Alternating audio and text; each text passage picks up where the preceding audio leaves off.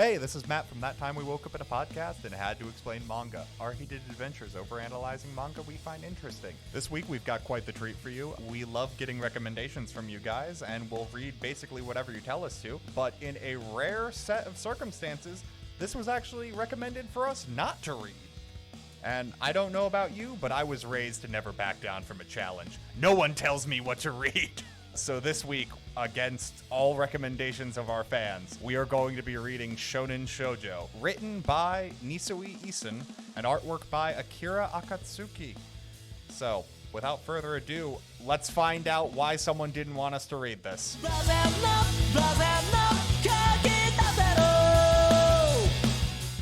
Hello everyone, and welcome back to the Over Manga Cast. My name is Sam, and as always, at the top of the show, we talk about our familiarity with the franchise we read this week.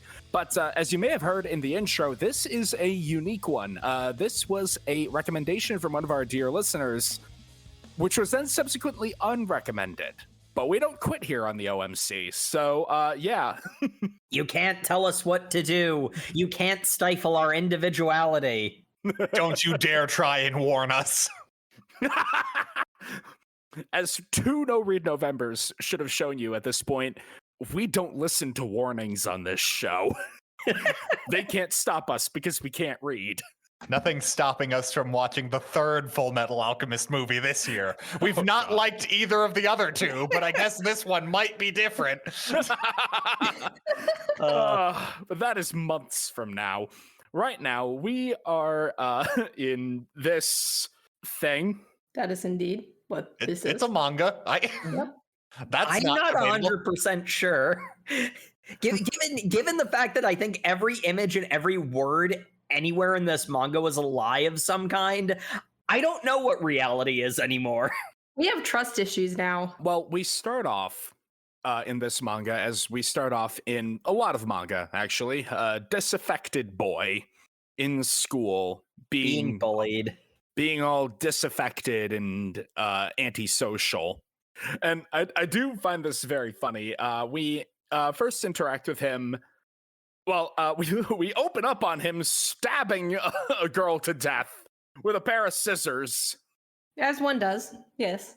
Completely drenched in blood. It's a very visceral image. It's playing up horror imagery, which I don't know what genre this is, but it's playing up like it's going to be a horror manga, which it does. It kind of is, a little bit. It's a horror manga in the way that, like, psychological horror is meant to be kind of confusing, and the confusion and unsettling of your, like, mental state is supposed to put you on edge. Well, I'll tell you what right now. I was very confused and unsettled by everything that happened in this manga. So, mission accomplished. But yes, we start with our main character, Boy, who is having a Tyler Durden Jr. rant about the lack of individuality in his brain. It is 10,000% that. I almost wish you didn't point it out because I had blissfully glossed over that idea.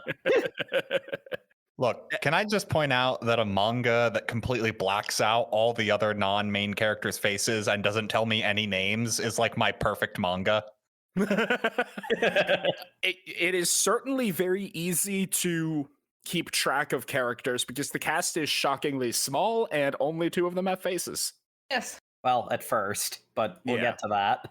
But this boy, who even before we learn he's got a fatal disease, looks very sickly, so I don't know why they put him at the bottom of the human pyramid.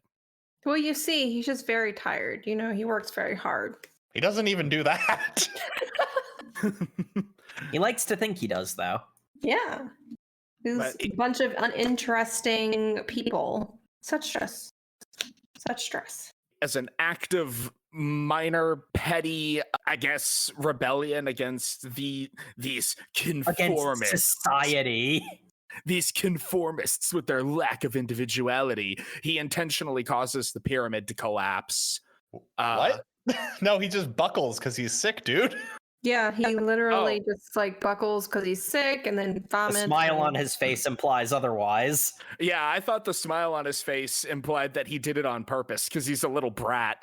And then he proceeds to say he threw a rock at society. He's so edgy. But he's got the sweat drop. That means he's nervous. Did you not pay attention to the emotion tracking pages that they do multiple times? Okay, that hadn't come up yet. At this Literally, we need like a key to understand his emotion.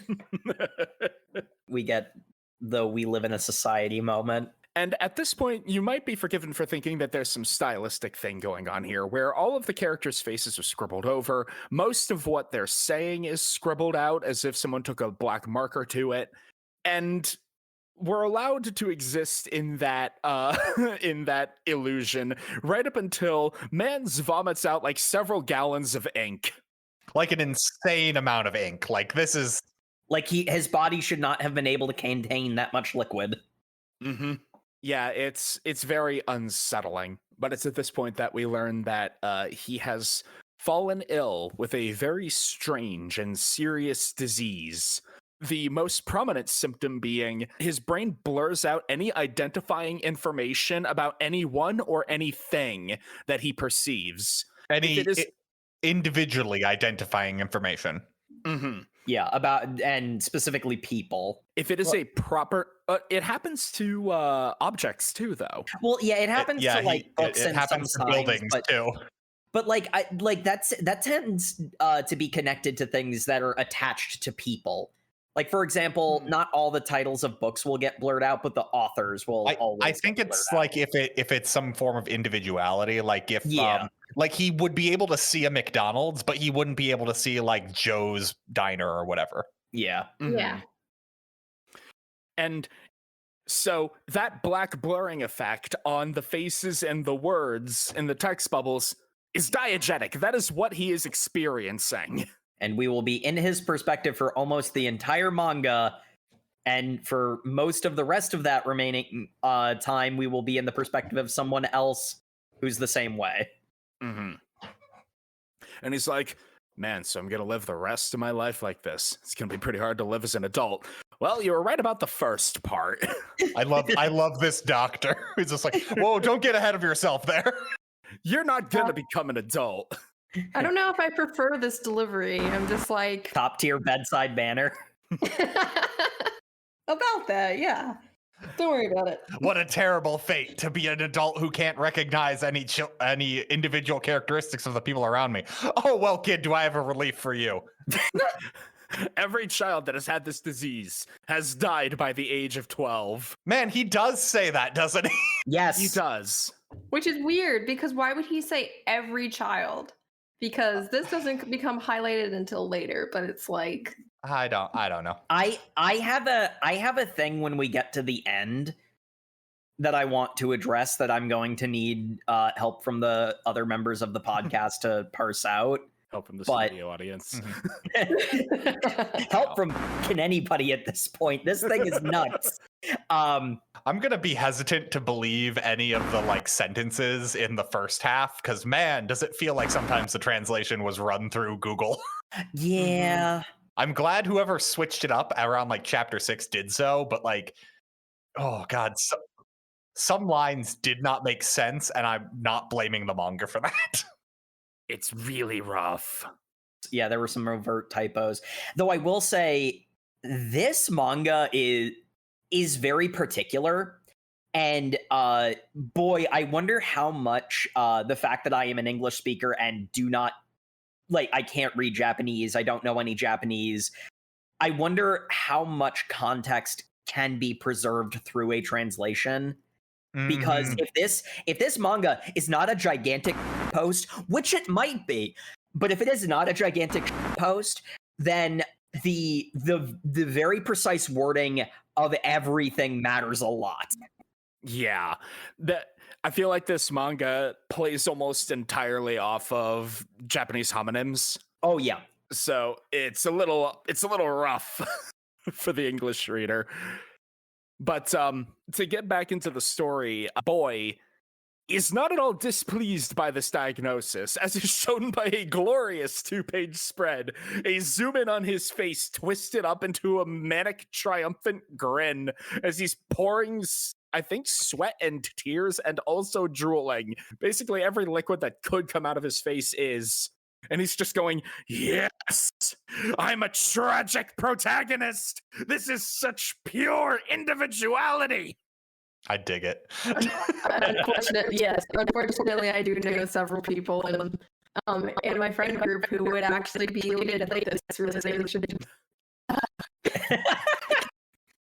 Some people need help. My perfect uniqueness. Doctor, I just have one question for you. When I die, can you name this disease after me? And I love how we don't get the doctor's response now, but when we get the flashback, it's just like, yeah, of course. Unless you were the first, only if you're the first to die of it. And I'm like, who tells that to a kid? Obviously, doctor, no bedside manner. I almost want this guy as my doctor. You would never wonder what the diagnosis is or wait to find out. Oh yeah, you've got super cancer. So yeah, live it up. Indeed. But so he's doing we get a series of pages where like researchers, classmates, university professors, teachers, politicians, people come in to visit me. I don't know any of their faces. I didn't trigger to any of their words. Entertainers, newspapers, question mark, ominous masked face, saying nothing, 4 blank holes staring out from underneath the cloaked hood. TV stations, funeral directors, police. Of course. Yeah. I hate this manga, but I really enjoyed. Oh, that was funny. That was good bit. It was funny. Come on, Sam, you don't know that guy? I don't. What are you talking about? He's right over there. He's right behind you. Get the hell back here with that manga. I need to know. You can't just breeze past that. He's right there behind you, Sam. But being looked down upon by this parade of faceless people gives him an immense sense of absolute superiority. Oh, yeah, you pity me, don't you?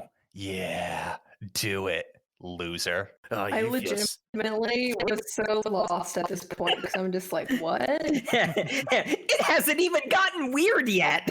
I'm just saying, like, at first it seemed like he was begging people not to pity him because they're losers, and then he's like, yes, I love you. But it's like, what do you want? Do you want to be pitied? No, he likes. Not want to be pitied? He likes being the center of attention. Okay. Yeah, and if being rendered so lowly is what makes him the center of attention, then that's perfect for him. He doesn't care the kind of attention he gets. You don't understand. Tragedy is his personality. Yes, he doesn't want to be tragic protagonist because he's an attention whore, as we discover. Yes. Oh, he's going from everyone not really caring about him to suddenly being the center of attention. Yeah, and it's great for him. It gives his miserable little life purpose. And there is one more visitor who would like to see him. A young girl would like to meet you. And he's like, I don't mind, let her in. And cut page, she's got a face. Uh-oh. A girl about his age with a bright, shining face that he can perfectly make out. Cute and make out all right. God damn it, both of you.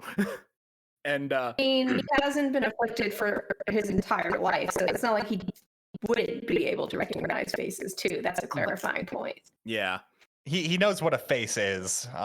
Yeah, it's the disease developed, and it's something that he didn't like. It's not super clear when he starts to realize it's happening, but rapid onset to the point where he can see no one. I think they mentioned 10 years old at one point, so he's currently 10, and that's the point where everyone has been blanked out. Like that's the point where the symptoms have reached their height, and where he vomits the ink, which is censoring ink. I think is relatively obvious. Yeah. But we see him registering her face, and then we see her registering his face. And notably, there are 2 people there that have kind of patchwork cloth covering their faces, which is her inability to distinguish individuality. And she seems so happy by this, so excited. Her face, big bright smile, eyes wide. Wow, this is amazing. Cut to him. I love the look of absolute disgust on his face. Like, what is this? I love all the expressions in this. They're very good. Well, there's only 2 faces to draw, so you can draw the expressions as much as you want. This will become relevant later. Mm-hmm. But turns out, unfortunately, she has the same disease he does, except she can only see cloth scraps covering people's faces and identifying characteristics. And more importantly, this disease kills every child by the age of 12, and she is 11 and some change at this point. We learn that she is exactly 1 month older than him. We learned that later, but she... Mm-hmm. Yeah, she's 1 month older. She says, don't worry, I'll die before you to show you there's nothing to be afraid of. Wow, that girl is so brave. We should do a lot of research on her. And I love this because it's the perfect setup for a tragic romance. And and he's like, the same disease. She's gonna die before me. That's what the doctor meant by saying if I'm the first one to die from it. So if she's gonna die before me, and she seems to be such a cool and bright and lovable person. Meanwhile, I'm just this disgusting misanthrope that everyone hates. She's going to be a bright and shining star. I'll be a footnote. And I love the literal footnote. There was another child who had the disease, but he was kind of a jerk. Oh, a terrible little boy. He died too. This won't show up on the test. I love the little note of this won't show up on the test. Wait, this won't show up on the... Does Yes. that have to do with the morality lessons? Yeah. When we get to the end, I have to ask it. I think so. Yeah, no. I am still not convinced whether or not this is a shitpost or it actually means something. But there are enough things sprinkled through that if there's one linchpin piece that means what I think it means, then, well, we'll get to it because it's a long way off. Regardless, he found... Maybe they just have like a typical, like in a gag manga where they just break like the fourth wall or something. They're just like, and this means let's digest it, class. It's not even a gag. It's like he's in a history book. Mm-hmm. Like that. But regardless, the whole thing is she has a personality beyond having this illness, and his entire personality that's getting him attention is being tragic and having this illness. So this can't stand. We need to rectify this situation. Is my personality. Being different is my personality. Could you maybe work on yourself and develop some likable skills and earn people's affection? No! I need them to feel sorry for me. I need to kill her before this disease does. Can I say one of my favorite things about this manga is that each chapter ends with the next time on Shounen Shoujo, and it's like literally the sketch from the next chapter. Yeah, I like that a lot. That's a good cliffhanger or hook. Well, it's a bit half the time because, like, how does this happen now? Oh, 100%. It's like kind of like a lot of chapters begin with a like false start to give you that kind of vibe, which I think is very on brand for the genre. So I'm not upset with that. Like, no. It puts you in an in medias res, like a stupid in medias res situation that's extreme, and you have to figure out how you get from point B, the end of the last chapter, to point C, whatever the hell this is.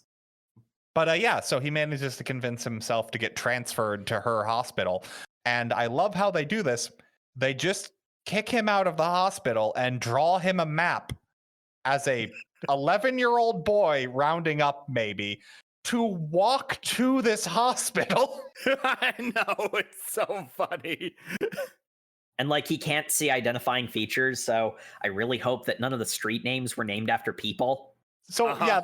that map had to have been drawn for him, and literally just like, when you get to next intersection, turn right. Mm-hmm. It had to have somehow it had to have been generic as possible, to the point where it broke through his individuality filter. Oh yeah, don't. How this boy navigates does not make sense, and later on in the story, there's a big bit that I'm very confused about. We'll talk about that. But But he walks into the hospital, which I do have a theory for that, but he walks up to the hospital, which if it looks weird from the outside, boy howdy, wait till you see the inside, kid. This hospital is evil. Also might not exist in this world. So I sent a few pages to some of my friends who are probably listening to the show right now. Hi, John. Hi, Noel. And they said that this looks like a nerve facility. And we started making jokes that this is actually an Evangelion spinoff. oh yeah. Unit 1 is right down there. It makes a bit too much sense. So I know That Jay's would the make only one. So happy. I know Jay's the only one on this podcast who's seen Penguin Drum, but this entire time I was getting like major Penguin Drum vibes through this entire reading. Mm. We might have to put a Penguin Drum on the list. Is that a manga? It's an anime. I think they made a manga, but okay, yeah. I It's think it either is a manga. manga or a visual novel. Yeah, we'll figure it out. This mind warping nonsense is what we're working on right now, though. And the facility seems to follow dream logic. Yes. It's got chaos architecture. So keep that in mind for my ultimate theory, because of course we have to do theories at the end. There's no way to read this and not have theories. Like, holy crap. Indeed. But he walks in and a guy walks up and says, "Howdy, I'm Chief and it's nice to meet you. This place must be a bit strange to you, but I'm sure you'll get used to it." And he immediately barges past like, "I need to find the girl." And he's running past, throwing open every door, just walking by people going, "No, no, no, no, no, no, no, no, no, no, no, no, no, no, no." And then he finds her in the middle of an inspection. So, of course, Nikki. How it do? God damn it, Japan. I'm sorry. People can disrobe for doctor's examination. I mean, does it just make it mean that our society is better or worse? Maybe you should stop sexualizing everything. To be fair, the boy is the only one sexualizing anything. Yeah, that is true. The boy is the only one acting like a weirdo. Well, Preteen boy, so normal. Preteen boys are weirdos. Yeah, sure that's not untrue. This is part of my theory of me just thinking this is just an allegory for preteens. I mean, they have reunited, and I do love. I love the visual thing of his speech bubbles are all rather mundane, but his actual thoughts are like being basically screamed as like background text. And it's also poppy, and it visually pops. It's very obvious. And it's like, oh, they're doing this for dramatic effect. And then just like a few pages later, it's like, no, his intentions are extremely obvious. Everyone can see what he's about. Well, like, the entire gimmick is like his normal dialogue is like generic, like soap opera drama of like, we both have an incurable disease. I wanted to be with you for the remainder. And what makes it not that is him screaming, by the way, all of this is just so I can be the center of attention and I can kill you. And I'm like, yeah, good. He's not a good boy. No, good. Yeah, we want more murderous children in our manga. I'm noticing a trend here. She leads him to her room, which is the most extra thing. It's covered in paintings and like models and toys and scrap cloth things, and she's just carving like a mural, or she's carving a mandala mandala into the wall. Mm-hmm. And he's like, such Doing her best to actually such overwhelming individuality. I'm gonna pass out. Yeah. And this is also where we start to get her talking like a Death Note character. You know, these doctors are all being very nice to me because, you know, I've got this incurable disease and all that, and I'm really flattered that you came here to meet me and you know, to have some companionship. But I'm really not worthy of such feelings. After all, I'm the child of terrible criminals. My father is a serial murderer, and my mother is a serial arsonist. So really, I'm just the progeny of monsters. That's why my extremely rare condition hasn't even been reported on. I would have lived a life of infamy and a cursed existence even if I didn't have this. And he's like, I'm so jealous. She's such a main character. Why can't I be half the main character she is? To the point where he's like contorting and collapsing. I wish I could say that I had a cursed fate. And I would I mean, in this moment, I almost wonder if she's picking up on his contorting, or if she's just supposed to be attributing this to just the illness. But I think she is, because I think later on we get characters who are not fooled by his nonsense at all. He is very obvious when he's overreacting like this.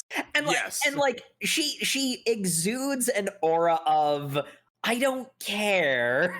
I'm dying in a year, so really, it doesn't matter. She's made peace with her mortality. Mm-hmm. It appears. He's like, well, I don't care because I want to be your friend so bad. I won't leave. Yeah, that's definitely it. She's like, I won't let you die alone. I'm going to kill you. You're such a kind soul. Well, in that case, you can stay the night here in my bed with me. Okay. This plan worked too well. Yeah. And he gets her hammer and chisel and goes to like drive it into her heart like she's a vampire. I love what sets us up. I don't know. I love what we get that sets us up, though, is the stupid romance manga cliche of, oh, boy and girl are sharing a bed together for platonic reasons. There's and only then one bed. Yeah, and then boy looks over and sees how soft her lips are. And then that's where the page ends, and you're like, oh, yep, because he's thinking about kissing her. Flip the page. He is on top of her about to drive a stake through her heart. And I'm like, oh, I just love this manga does the setup of like, here is what the cliche is. Oh, right, we're about murder. The only thing this manga cares about is killing. Or about murder and esoterica. But he cannot go through with killing her because she starts having a dream where she's asking her mom and dad to please stop. And suddenly he's just like, oh, well.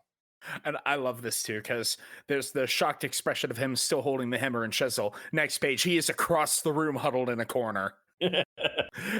And he's like, I'm not feeling sympathy. I'm not scared or anything. I'm just not rushing it. If I kill her on the first day I'm here, they'll suspect me. I just gotta find my chance. She killed the mood. Yeah, and then the next day, the nurse comes in to check on him, notices the boy didn't leave as he's asleep against the cabinet in the corner. And she wakes up to the nurse coming in, and she's just like, oh, well, putting a blanket on him. It's like, hey, nurse, can you keep a close eye on us? I want to make sure that I don't kill this cute boy. And I'm like, what? Yeah. I'm like, I was so okay. conflicted. Their goals are likely the same. But we don't know because nothing in this manga is the truth. Not even the truth. I mean, she is, at least at this point, transparent about it. I mean, she said, hey, I want to watch this because I might actually kill him. I would say I trust the bits that have the cloth scraps on them. Because that is the manga telling you something from her perspective. Yeah, that is in her head, yes. Which is where this chapter ends, is they both turn into cloth scraps of like, hey, you really need to make sure I don't kill this cute boy. Cute boy. Yes, she does. That's a win in my book. That is an identifying characteristic. Hold on. Yeah. I was just gonna say something. Maybe she's able to recognize people by their voices. Because do we ever get it explained? I know there's a blurb or so later on about voices and how they're interpreted. And So yeah, a character that comes up later on does mention that the boy can't tell voices apart, but he seems to indicate this means his condition is worsening. So I don't know. But we open up the next chapter after this with 4 pages of the two of them doing various expressions. Which we then find out is part of an experiment they're running on them to see if they know what facial expressions look like and if they are actually able to recognize each other's faces or if they just think they can. Yeah. But more importantly, we see them leaving this test through the MC Escher staircase of escalators that is the inside of this hospital. Yes, the nerve headquarters chaos architecture. This place looks like a freaking Bloodborne hub area. It's like, what the hell is this? It looks like a great place to murder someone if you just walked up behind them and pushed them. Yeah. Which he tries to do. He walks in behind her on the escalator while she's monologuing, and it looks like he's going to push her, and she turns around like... She does that a lot. Yeah. It's like, oh, one more thing, boy. Do you have anything planned later? Nothing. What am I doing with my hands? I'm pretending to be a surgeon. Where they then they find out they're making their way to the playroom, which we immediately get confirmed was built for her. But then also, I think there's only one character who says they're a patient of this hospital that aren't the two of them, and I don't know what to make of that. Well, it's also almost sure that that character is lying, but... It is revealed that character is lying, yeah. Well, crap, I don't know. You mean the other guy who shows up? We'll get there. The old man who is actually... Well, we haven't introduced... We'll get to Yes, that. who is like... Who in the next frame is revealed, yes. She's like, so yeah, I've got this rad playroom. Let's play a game of shogi together, and we'll have a punishment game. Whoever loses needs to go buy the juice. And I just want to point out, they play shogi so that they can show what a genius this girl is. However, neither of them... That's not her intention. Well, It's the manga's intention. Yeah, it's the manga's narrative purpose here. But we establish that shogi pieces have individual characteristics that they can't tell the difference of. The board looks the same to them. So they are meaningfully playing checkers. Basically, Well, I think the idea is supposed to be that even if the pieces, because she's the one who set up the board, even if the pieces aren't in the right place, they know where the what the starting position should be, and therefore they're basically there's a term for blind chess, but they're functional. But then they have identifying information. I think the idea is that they're playing blind chess to show that they're both above average intelligence, and then there's the later twist that she's actually a giga genius. I mean, you say later twist. It's literally he walks the next page, yeah. He goes to buy the juice, and the nurses are having exposition gossip about how the exposition nurses. These nurses are unnecessarily mean. Well, he goes to get the juice because wow, it was such a close game. But you know what? I'll go get the juice for both of us just because I'm that good a guy. Hey, other nurse. Isn't it great that we found out that the little girl has a friend? Because also, did you know the little girl's like a super genius? I'm so glad the boy we have now is just like a dumb normal kid so that we can be sure that this is a disease that dumb people can get as well. Yeah, the doctors were thinking that this was a disease only geniuses could get, but now we know that since there's this unremarkable basic boy and he got it, that means anyone can get it. Yeah. Also, she had like these are real people. She all had a professional shogi player come in, and people thought that he won, but people thought she just let him win because she didn't want to be seen as a genius shogi player. She wants to be an artist. So I bet if she were to play that game with anyone else, she'd let them win and make it look like it was close. Okay. Paging through the manga just now, I noticed one of them is blonde. That's Taku, right? Oh my god! Maybe. Oh my god, you're right! This conversation was Are you okay? incited by the blonde one! Everything in this manga is a simulation. This manga Yeah. put a lot of effort into building this up. That much is clear.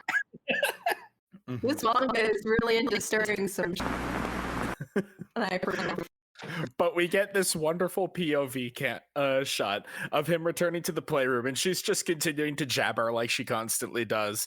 She takes the soda and gets sprayed in the face, and she's like, "Did you shake this up at me?" And cut to him bawling his eyes out like, "Don't look down on me! You're the only one not allowed to look down on me! How dare you lose on purpose! Aw. You need to come at me with everything you've got!"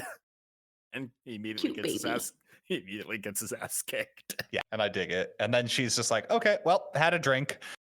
He's just like completely destroyed. He's like, okay, well, I need a new punishment because I'm not thirsty anymore. I know. I need a shoulder massage. And he's just like, okay. And then it's like him about to strangle her. I won't hold back. I'll put some real muscle into it. I love her head empty, no thoughts face in that panel.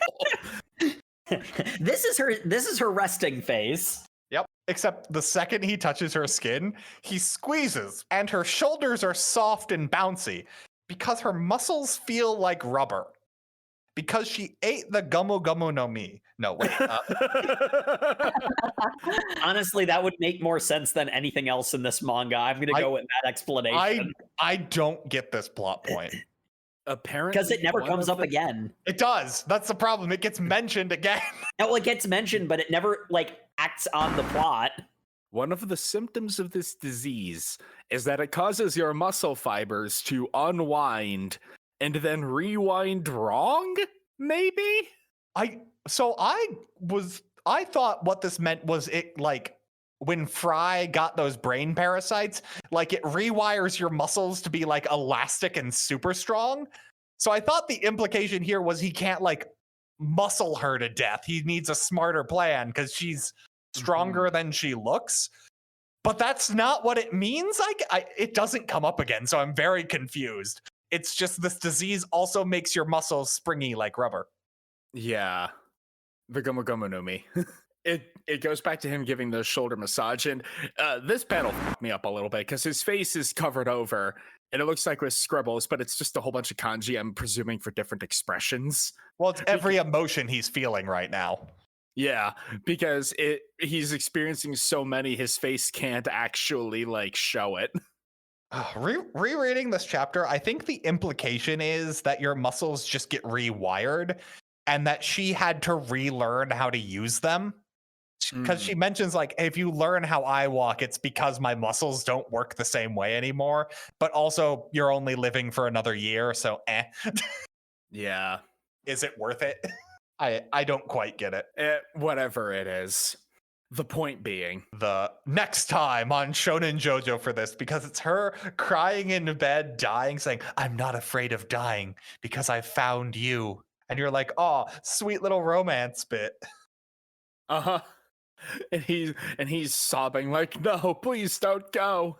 Except what it then reveals is at the beginning of the next chapter, him and her are talking, and they're having like a cute scene together, like they're in a rom-com, and you're like, oh, that is cute.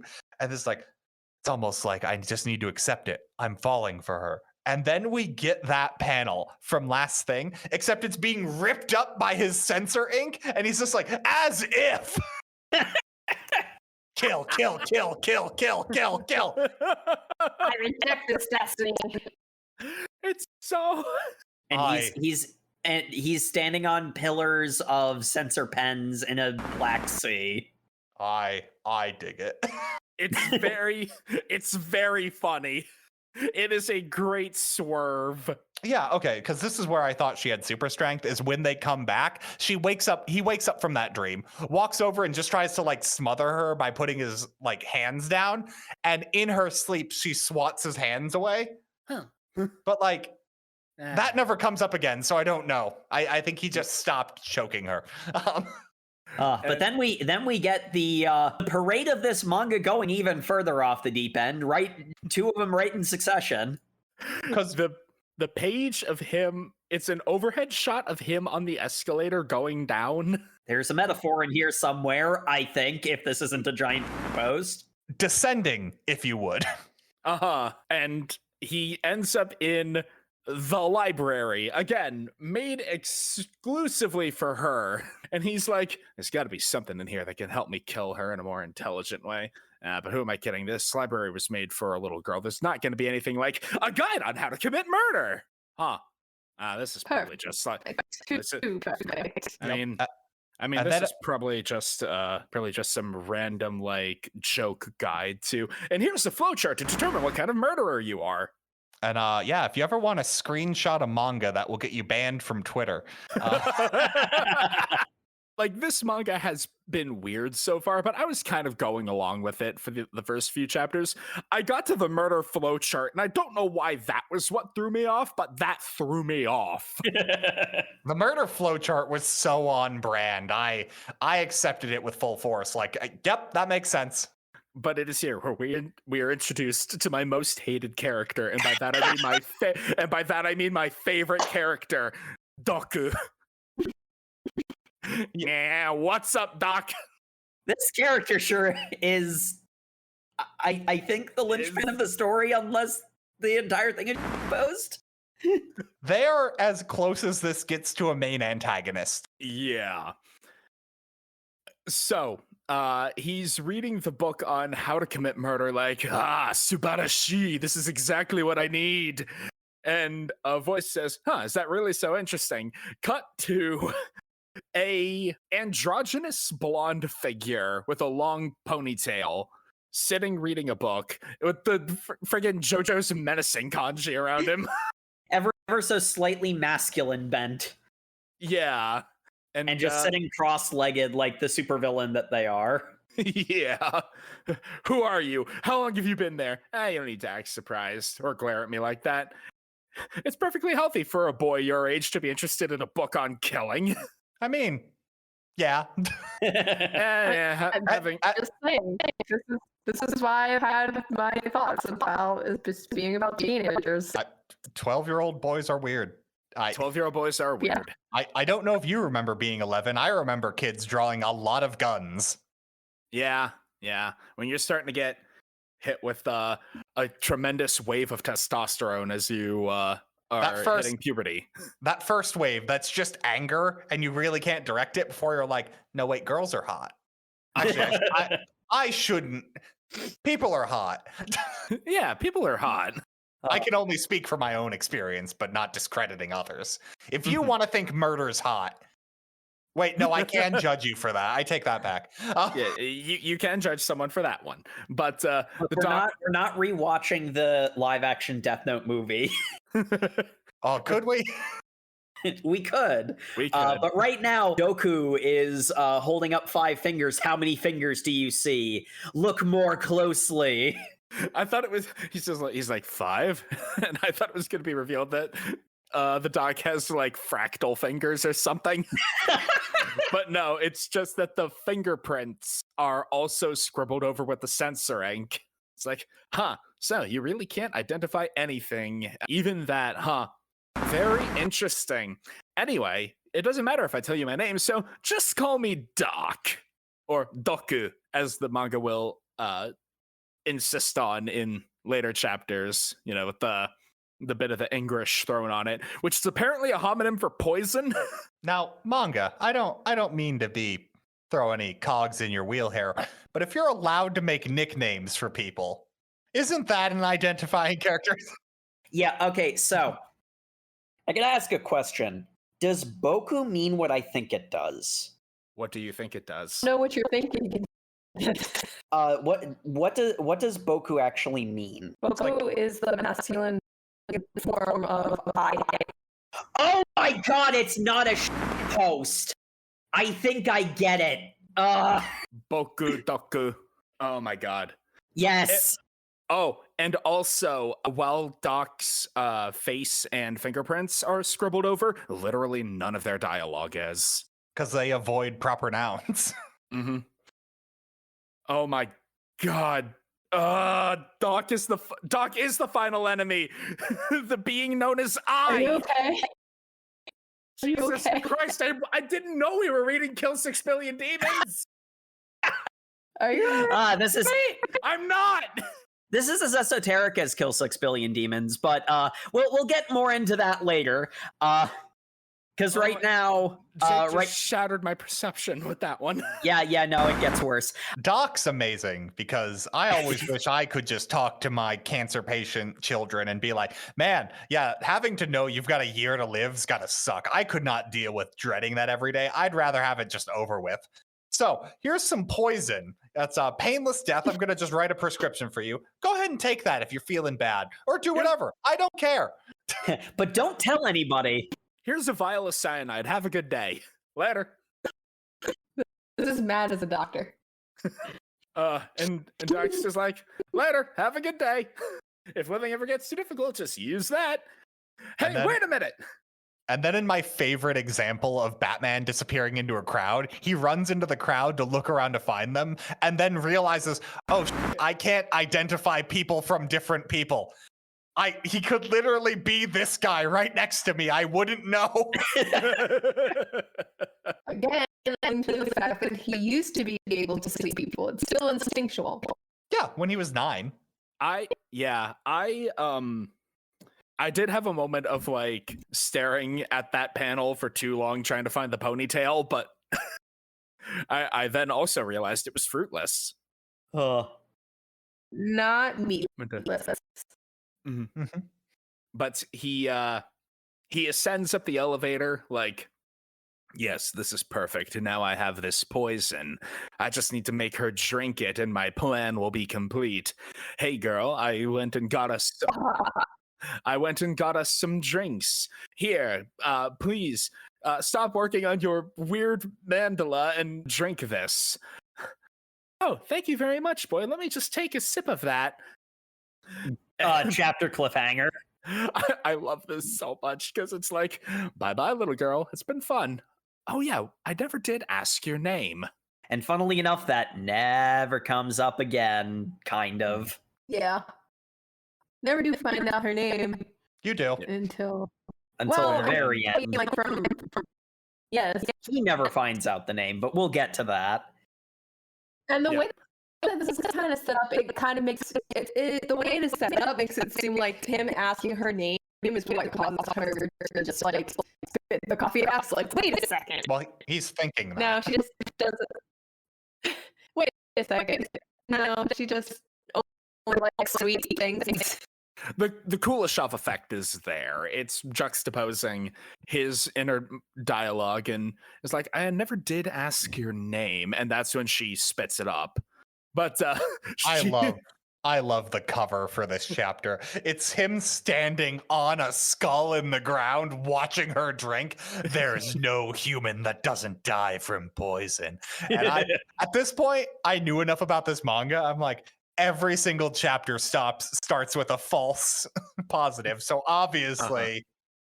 And indeed, she spits up the drink and splatters it all over his face. And she's like, you got me black coffee? Come on. I told you I only drink sweet things. What? 11-year-old girl doesn't like black coffee. Come on. Did she say that? Did she say that? And I subconsciously chose the most bitter thing so she'd spit it. Whoa. Am I? What? Have I been trying to keep her alive? Have I been betrayed by my own hands? Oh no, she's offering to dry my hair? Well, I guess I am covered in poison. It'd be only... Wait, no, this is a romantic gesture. Unfortunately, she doesn't normally drink bitter stuff, and that induces some vomiting. And then, in a thing the manga never explains, she vomits reams of cloth and buttons. And like, it's because he vomited black ink. And like, that was like, okay, his blood was black. That makes sense. She vomits multicolor reams of cloth and buttons. Which I just thought was adorable. with various intricate patterns. I thought they were and those are real it. too. Yeah, I thought they were censoring Yes. it, and I was just like, this is a really cool design choice. This looks amazing. Yeah. It still looks amazing, but it's real. Uh-huh. Why his gift to her is even more disgusting and interesting. But, The way that it is revealed to be real later is he makes an art and craft out of it. yeah. Here, you vomited this up. I made an art. Have. Because Uh-huh. this would make you happy. What? And then we cut from that with her collapsing after puking up an entire We then cut to somehow security footage of every philosophy class I've been in. Okay, class, we're gonna talk about the death penalty. Maybe we shouldn't. No, I think it's always good. I had trauma flashbacks. Yeah, she pukes up an entire Joanne Fabrics, and then we cut to the upside down manga. the upside down classroom. I would say, as far as the dream nonsense goes, the fact that the morality class is taking place upside down in the manga about murdering someone is a pretty On clear brand, yeah. metaphor. yeah, that one's fine. It was just a little annoying for the teacher, the sensei, who looks like a gym teacher rather than a philosophy teacher, but judging by the outfit, but whatever, to be like, all right, class, here's today's topic. And I had to tilt my head. Why is it wrong to kill people? Okay, thank you. It's against the law. Well, law isn't morality, so because people only have one life and it's wrong to take it. Oh, but what if it made someone happy? Does it count if it's in war? It's because of the death penalty, right? What about killing for mercy or dealing a dignified death? Sensei. Okay. Hey, emo kid, what do you think? I think it's kind of messed up that you asked such a leading question to children. And so instead, I would rephrase the question to, is it okay to kill someone? If someone said yes, would you kill someone? Could you kill them even though you couldn't kill one sick little girl? And he bolts upright from sleeping. And I'm like, manga, please. Also, my boy is reading his How to Murder People book while waiting outside the operating room. Yes, because this kid isn't subtle. No, and he can't. Here's the thing, that if this was like trying to be a genuine murder mystery, which it's not, and that's obvious, like the one thing I would have expected would him have to like deal with the fact he can't tell people apart, so he can't trust anybody in any situation. So he should be incredibly secretive about his plans, but he's just like, here's my How to Commit Murder book. It's a pop-up. And he wakes up from where he had dozed off next to the intensive care room. Like, I fell asleep. Oh, there's a nurse walking by. Oh, hey there, little boy. You should probably go back to your room. I know you're worried, but just sitting here worrying yourself to death won't do anything. She'll be fine. Oh, right, you're not recognizing me. I'm the head nurse, the beautiful San. Sure, so send her to call yourself beautiful when I can't even hear your name. Anyway, what happened to her? Is she gonna be okay? Oh yeah, she should be fine. She's done this vomiting thing a lot, though it was a lot for her to puke up this time. I'm sure she'll be fine once she's gone through the emergency surgery. And we got to this space ship deck. It's like an operating theater that then also needed like the background from Tron for some reason. But anyway, if there's any problems, don't hesitate to ask. We're here to help you. Yeah, I guess. Anyway, I should be on my way. Wait, hold on. When do you think she's gonna die? What a weird question. It's this disease kills people When she turns 12. when she turns 12, yep. So obviously, I would assume it'd be March 14th. That's her birthday and likely death day. Uh-huh. Direct quote. So, March 14th, just a little more than a month left, but before that day, I need to kill her. Also, anyway, they show her on the operating table, like in the background of that quote. I have no idea what they're doing. We get doing science. We get told at the very end of the manga what was happening here, and looking at this now, I don't believe it. She is strapped to every diagnostic tool you can think of, all at the same time. They're doing science. There is so much science happening in this image. But anyway, it turns out he's going to go back to his room and sleep. And then the second he is out of eyesight, the nurse rips off her disguise to reveal that it was me, Doc, the entire time. And by the way, do you recognize the nurse that Doku was disguised as? Yep, that was Exposition Nurse Blonde. Oh my god. To think that changing clothes was enough to trick him. It appears the symptoms are progressing quite a bit. He can't tell anybody apart and now can't even tell apart men and women. I didn't try to do anything to my voice, but I guess even voices that aren't scribbled out still are processed quite a bit. Oh, so I guess I was wrong earlier. There is one moment where Doc's language is scribbled out, but that is specifically saying a proper noun. So yeah. But anyway, he calls someone on his cell phone and is like, "Hey, it's Doku. Yeah, sensei, it failed spectacularly. I suppose it was a careless mistake. It was his first time trying to kill someone. But yeah, it would be ideal if we can make him kill her. Anyway, later, sensei." Wait a second. Remember this phone call. I've got problems now that we're revisiting this. Yeah, that is one of the things that actually is part of my theory. And boys around the corner listening to this. Yeah, we cut to, and you're like, oh man, why was he being censored if no one's watching him? It's because the boy was watching him.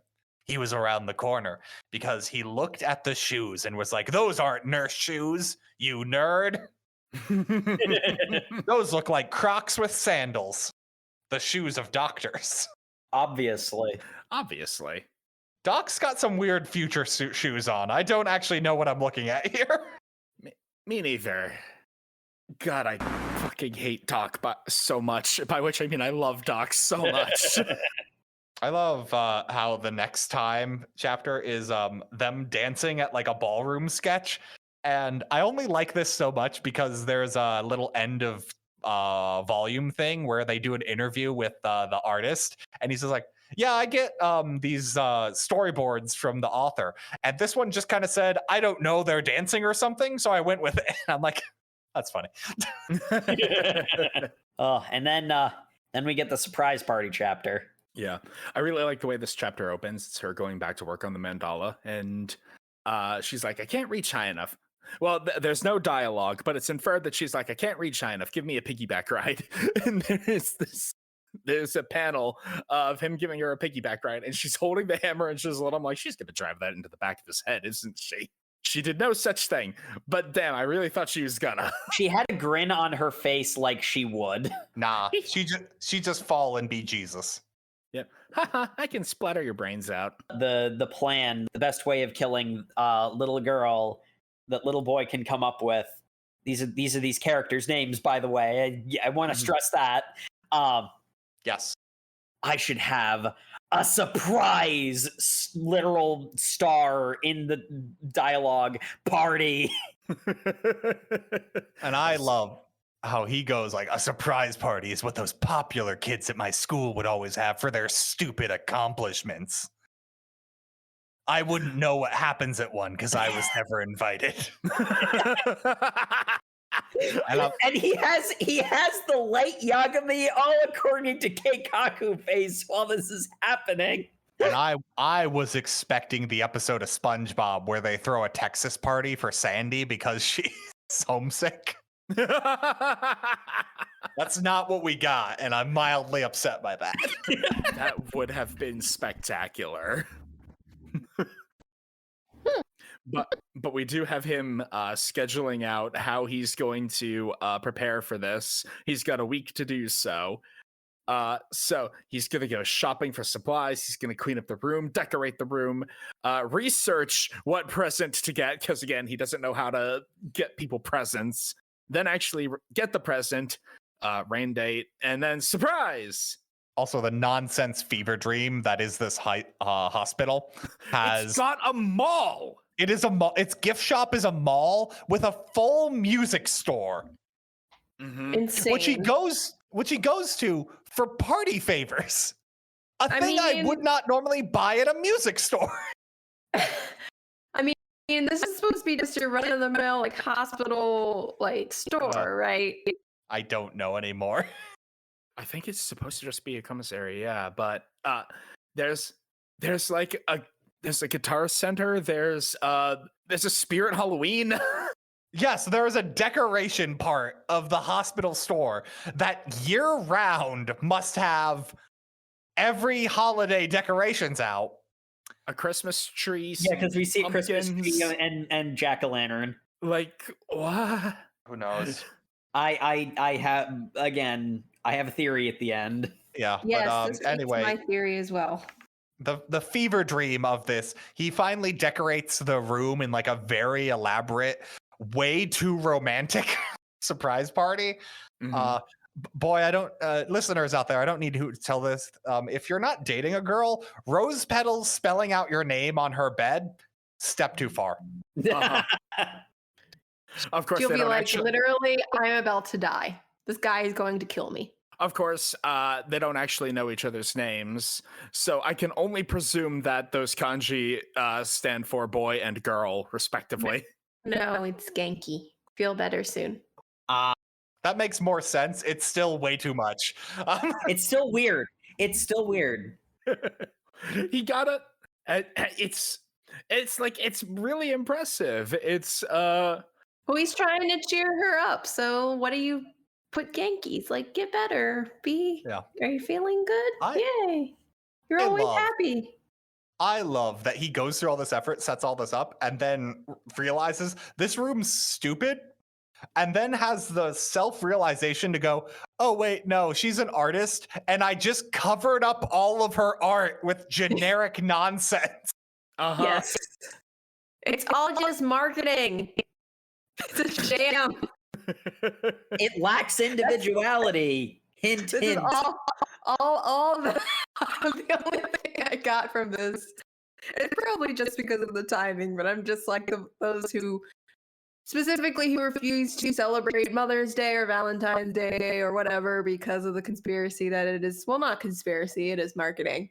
Well, it's just commercial party nonsense that he's just like, well, yeah, we're having a get well party when she's going to die in 2 weeks. Like, So he switches to I need to find the perfect gift. And then we get a montage that I found so funny, but also has strong implications of maybe some personal biases of the author. Yeah, because he's like, I don't know how to get a gift for a little girl. I mean, there's a lot of women here. I could probably go ask them. And This was hilarious. it's Money. Girls love money. the bit is like, I mean, you could probably get her like some clothes or maybe a new bag, or you could take her someplace nice. And every single panel is suggestion and some money and some money and some money. Until Love. eventually it just becomes it becomes love and some money, money, money, and some money, money, money, some more money. Stop I mean, also, projecting. the other joke is as they get older, they want more and more money. And I didn't notice that. Yes. It's all the women over 30 who only say money. Definitely love, but also mostly money. That is something that Those 2 pages are an entire manifesto. Yes. if my theory is correct, that might be less of a commentary on the author than it seems, but that relies on my read Well, being right, yeah, which we'll I get could there. be wrong.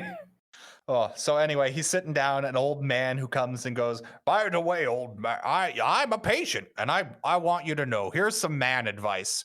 Never ask women what they want as gifts. They tell you terrible answers. And I'm like, old man, you're here spitting facts. How dare you? just like you never ask a woman advice on how to pick up women because they also give terrible advice. I feel attacked. Look, kid, you're going about this all wrong. A present isn't meant to be a surprise. It's meant to make them happy. So what do you think would make her happy? And he gets an idea and he rushes off. And the doctor's like, didn't say hello or goodbye. What a rude little kid. Anyway, it was me, Doc! It was me all along! I am 0 years old and have 0 years experience because that's been censored.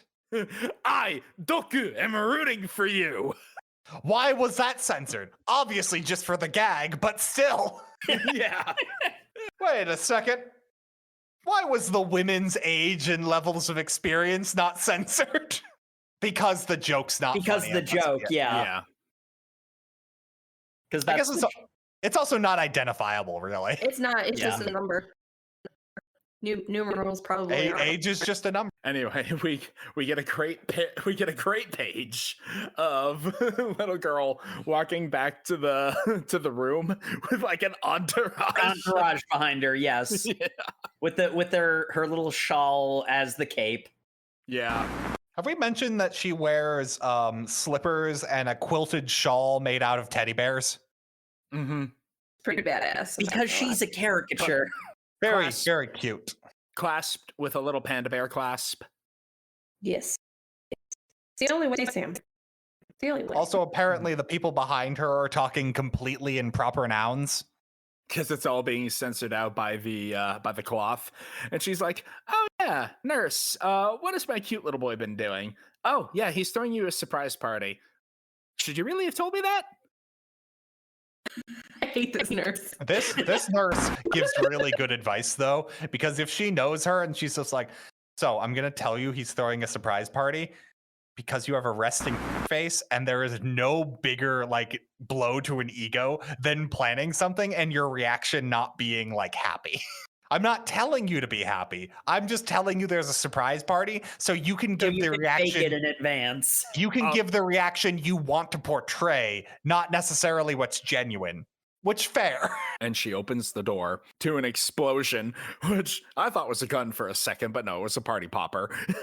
Man, Yeah, if that had been a gun, I would have this manga top one. Top one if you just shot the girl.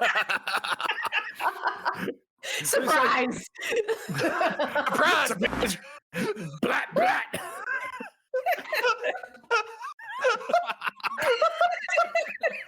Surprise of a lifetime. But the room has been reverted to the way it once was, and he's like, "Oh, welcome back. I was lonely by myself, so let's continue to live our remaining short lives together. And here, I made you this little ribbon thing out of the cloth and buttons you threw up." At which point I went, wait, that wasn't a bit? That wasn't an effect? That was literal? That was just real. That was just real and very literal. Yes. It was at this man. point that the way it was set up, and because we were going off tropes, I literally was expecting him to like do some kind of cute proposal move or something. That's kind of what he's doing. Yes. I also am noticing this on the reread. She does not say anything past that. She has got ellipses speech bubbles, which is fun. Do that. She does tell the crowd of doctors to go away so they can be alone, which is cute. Yeah. But unfortunately, because this manga, he crosses off the day for this is the surprise party day, and then flips the calendar to the next day, where it is 2 weeks of murder planned out.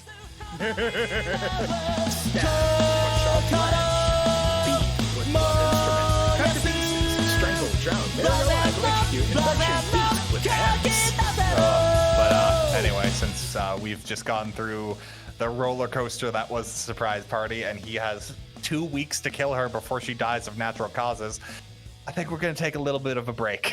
That seems like a good idea. Especially because the sketch at the end there is just her covered in so much blood. Yep, and the sketches are always accurate. They're always prophetic. Yeah, we'll be right back after this, folks.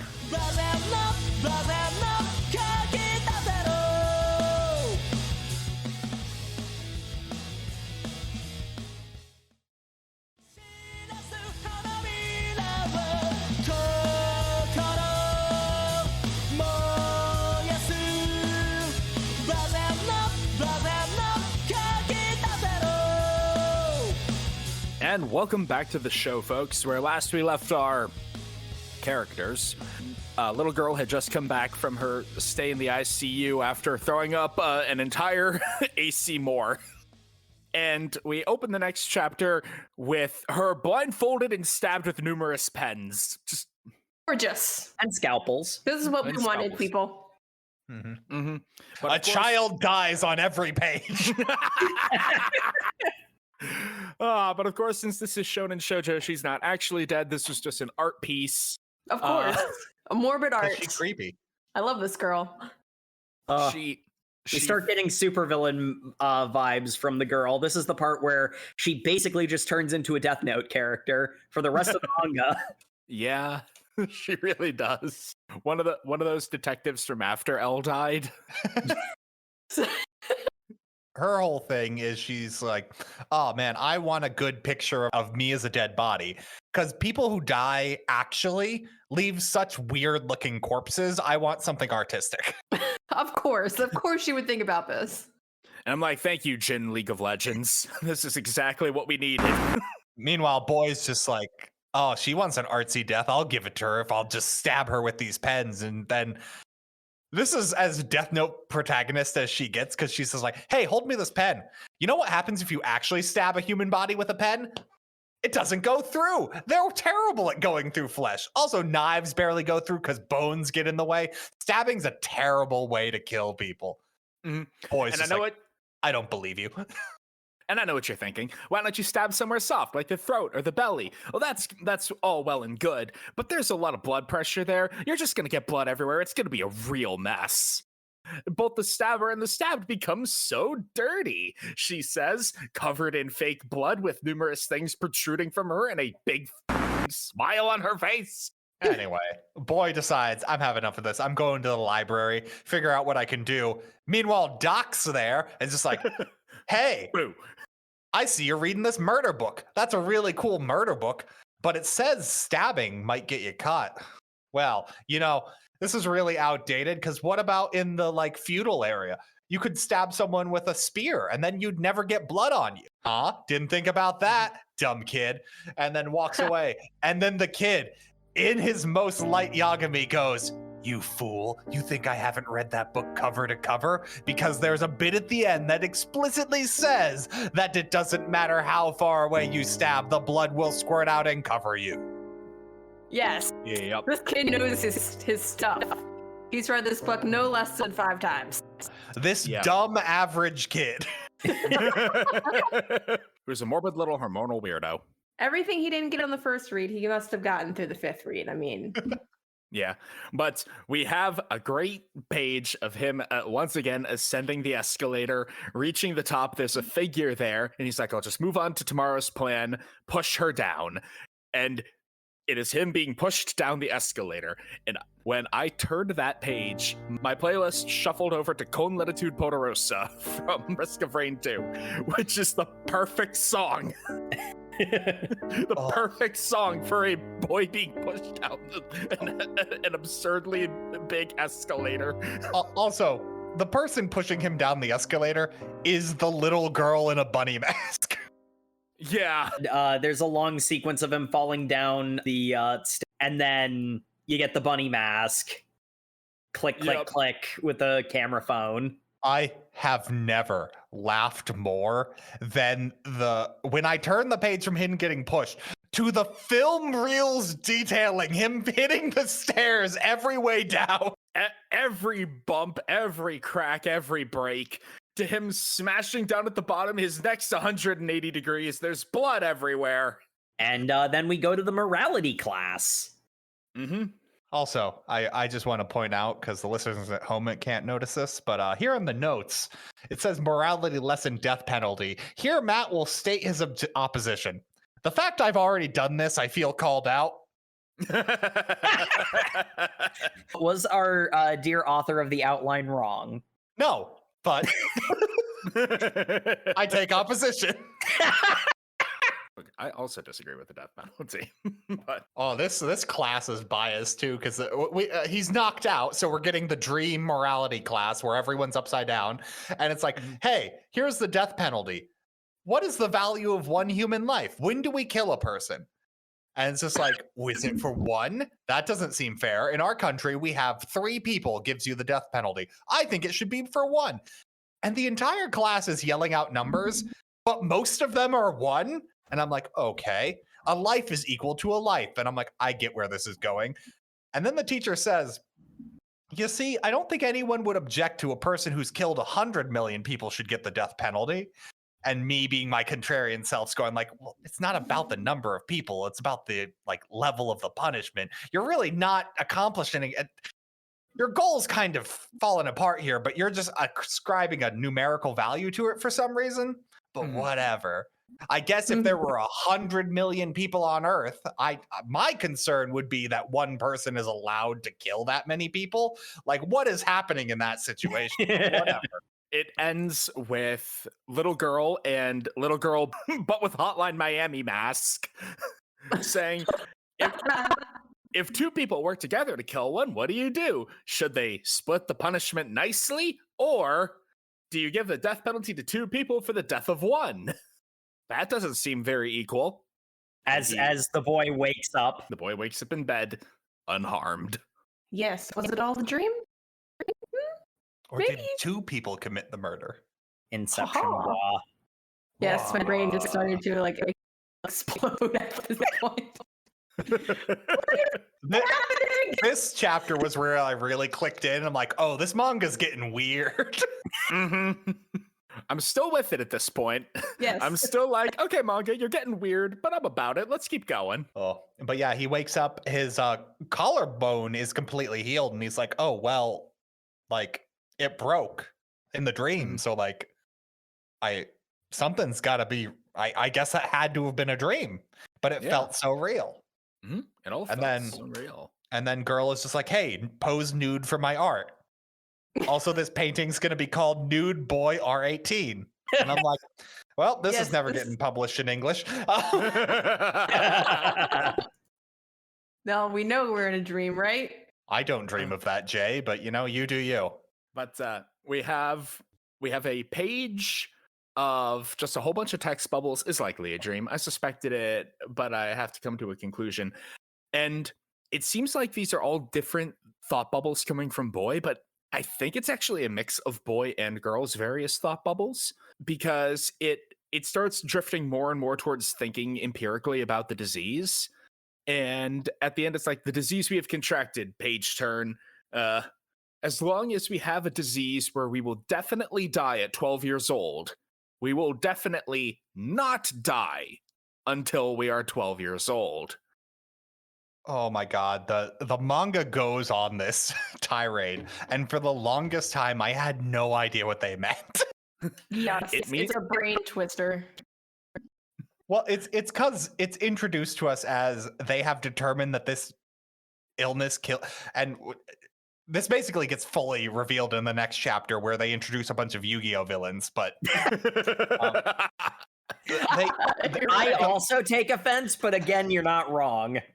But like the main thing is because they call this conference of all these villain doctors, and they all have their faces blanked out, and they're all talking to each other, and they're all just like, yes, so this entire hospital was built around the girl. No one's surprised by that at this point. Don't you know that this girl is the secret? And they're like, what? This illness kills you at age 12. That means you can't die until age 12. And I'm like, that makes no sense. No one said that second part. You're just kind of assuming that. That's a weird. I mean, like, oh man, you don't get your driver's license until age 16. I bet that means no one under the age of 16 can operate a car. Like, what?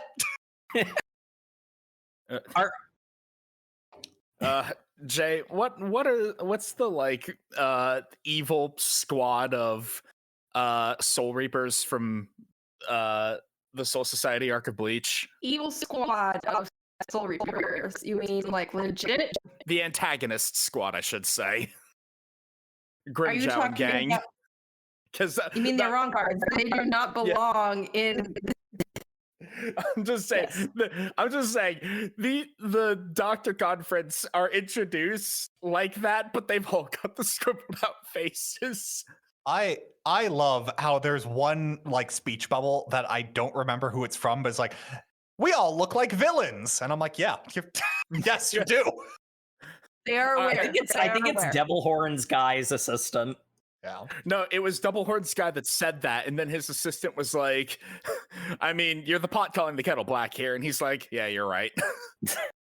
I mean, What? if we were having a secret meeting and I just said, hey, let's stay up as like villains, extra villains.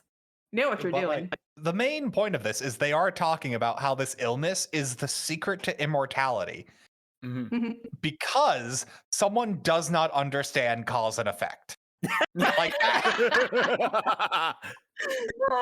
this group of super genius doctors who are not as smart as little girl. They say she is a genius, and when she's an adult, she'll be smarter than everyone in the room. Actually, scratch that. She's probably already smarter than everyone in the room. And then, even though her face is blurred out, the Chinese racial caricature decides to go, I'm actually the smartest. And he goes, no, you're right. You're probably smarter than her currently, but because she got the Chun-Li buns. And Yep.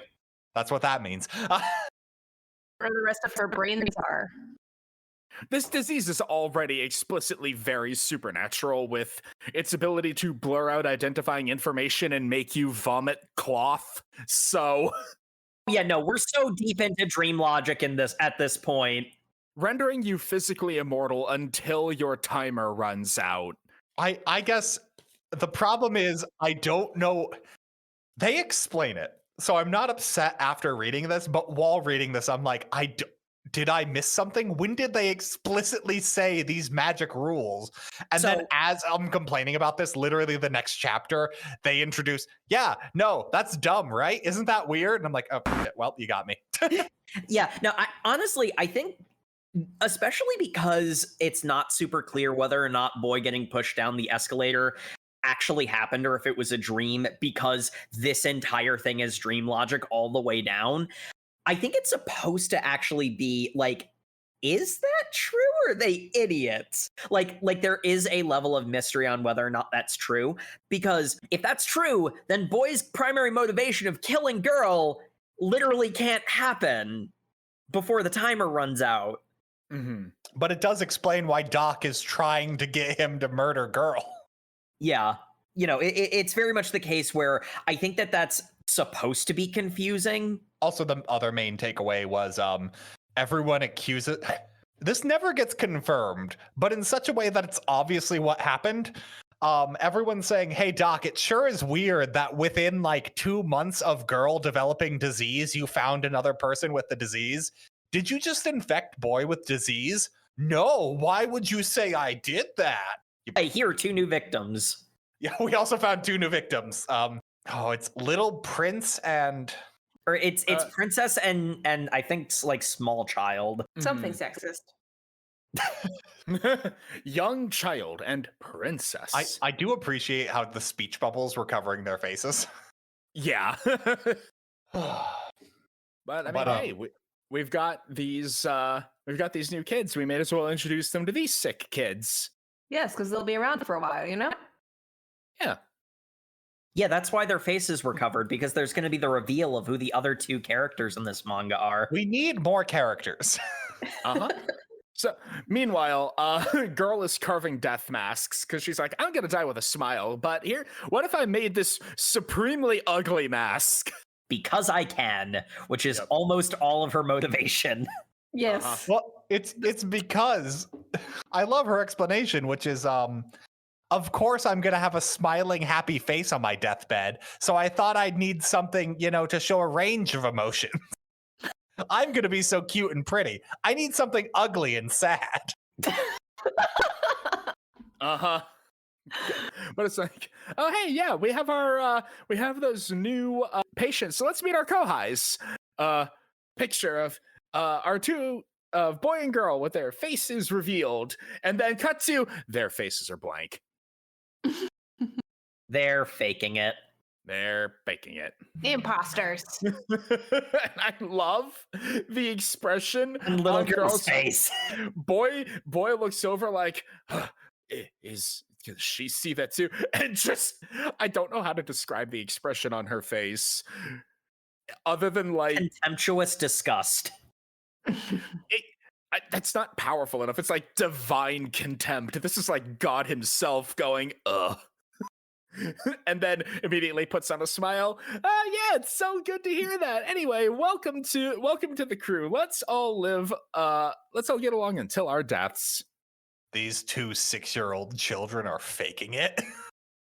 Yep. At which point, I mean, boy and girl having a conversation, and eventually it turns to girl saying, well, they'll die soon anyway, so it's not that big of a deal, but... Excuse me? Do you want to back that up a little bit? No, we're not bringing it up a little bit. But yeah, so girl sends boy to go them back to her room so that they can all talk about, the fact that they're fakers. Although I do want to point out really quick, it was just before boy leaves that I had decided to lock in my guess on what this was. I was wrong, by the way, but I want to admit that I was wrong. I thought that this was going to play out in one of two ways. Either this disease was going to unlock immortality or physical immortality until the timer runs out, and it was to create like a race of super elites that would wipe out the rest of humanity, or it was to create the ultimate torture method for pariahs. I have no mouth and I must scream, unable to physically die, tormented by faceless demons. By this point, I thought he was a cat. Explain that. Can you unpack that, Jacob? Because he deeply loathes you and is constantly thinking about killing you, but is completely non-threatening and actually also kind of loves you. He's just a cat. Meanwhile, I'm at this point going like, why would they send him off to look for anything? He can't possibly have a sense of direction. Yeah, he's struggling with his killing intent as he goes to find young child and princess, and he walks into the room. And I gotta just say, in our Promised Neverland chapter, I applauded how like much they put into young child death. Man, I wish I'd read this first. Holy crap! Yes. We're on a roll, guys. We're on a roll. There is 3 solid pages dedicated to dead 6-year-olds, not peacefully with a flower in their chest. Brutalized 6-year-olds. Uh-huh. You guys like child murder. They just hanged themselves. They committed suicide. Why are they dripping blood? Why are they covered in bruises? Suicide. They were suicided. Shut up. But importantly, boy can see their faces now that they are corpses. Because you don't have any personality when you are dead. Surprise. Wait a second. If I'm dead and I don't have a personality, then trying to achieve fame after death is worthless. Oh, man, maybe I've been living from murdering this girl as some kind of weird, like, that's not going to bring me happiness. You know what would bring me happiness? Enjoying the time I have left. Oh, wait, no, wanting to murder her was the only thing keeping me from loving her. Doki doki. I'm in love with her now, and now I can't see her face or discern her words. She's scribbled out too. And he falls back into the habit of just saying platitudes to keep the conversation going. Which is really unfortunate because her next art project is a coloring or a picture book of the abuse she suffered from her parents as a child. Yeah, and it is titled The Autobiography of Child Abuse Art or something like that. And there are several times when the cover is prominently displayed and just right there on the manga, bald-faced, it goes, child abuse art. Like, yes, manga, I realize that's what you are. Oh, but unfortunately, he needs someone to talk to about this, but he can't talk to her because you obviously don't tell the girl you have feelings for anything about yourself. That's a sign of weakness. 11. Yep, 11. Well, honestly, human. And besides, she's just a blank-faced no individual anymore. Why bother? Yep. So he's got to talk to somebody. He doesn't trust Doku, so he's got to talk to literally anybody else. Except he can't tell anybody apart. So basically everybody could be Doku. This is a plot point. And then someone comes out from behind a pillar to talk to him, and it's one of the Yu-Gi-Oh villains. And the only time one of these villains does anything meaningful in this entire plot. He goes, hey, kid, what are you murmuring about? And he goes, wait, hold on.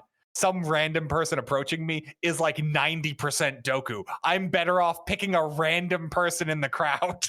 Uh-huh. I'll just talk to this guy, and it's Doku. It's Doku. We are all Doku. Well, We are all Doku. potatoes. I'm Doku. He's Doku. She's Doku. Are there any other Dokus I should know about? but basically Doku's telling him, hey, yeah, sorry to tell you this. We don't know a lot about this disease, but yours might just be progressing at a faster rate. So you are now forgetting her. So I guess we're not going to be achieving any like meaningful results from you two being in the same room together. So we're going to just separate you for both of your health and safety. Oh, well, then I can at least see her face after she's dead. Oh, no, she's being dissected for parts the second she dies. You are literally never going to see her again unless you were there when she died. So I can be there. I can like be at her bedside when she dies. No, we're not allowing that. You would need to kill her yourself Before she dies. Mm-hmm. Hold on, random doctor. You're sounding a lot like Daku. At which point he runs away. And Doku starts soliloquying. and he's Now like, that I've played all my cards. Now that I've played all of my Yu-Gi-Oh cards, because let's be honest, Doku is a Yu-Gi-Oh villain too. well, It would well, totally be a Yu-Gi-Oh plotline that Yugi had to run into a crowd of people to pick one person to duel, and they were all a shadow. They were all the same person.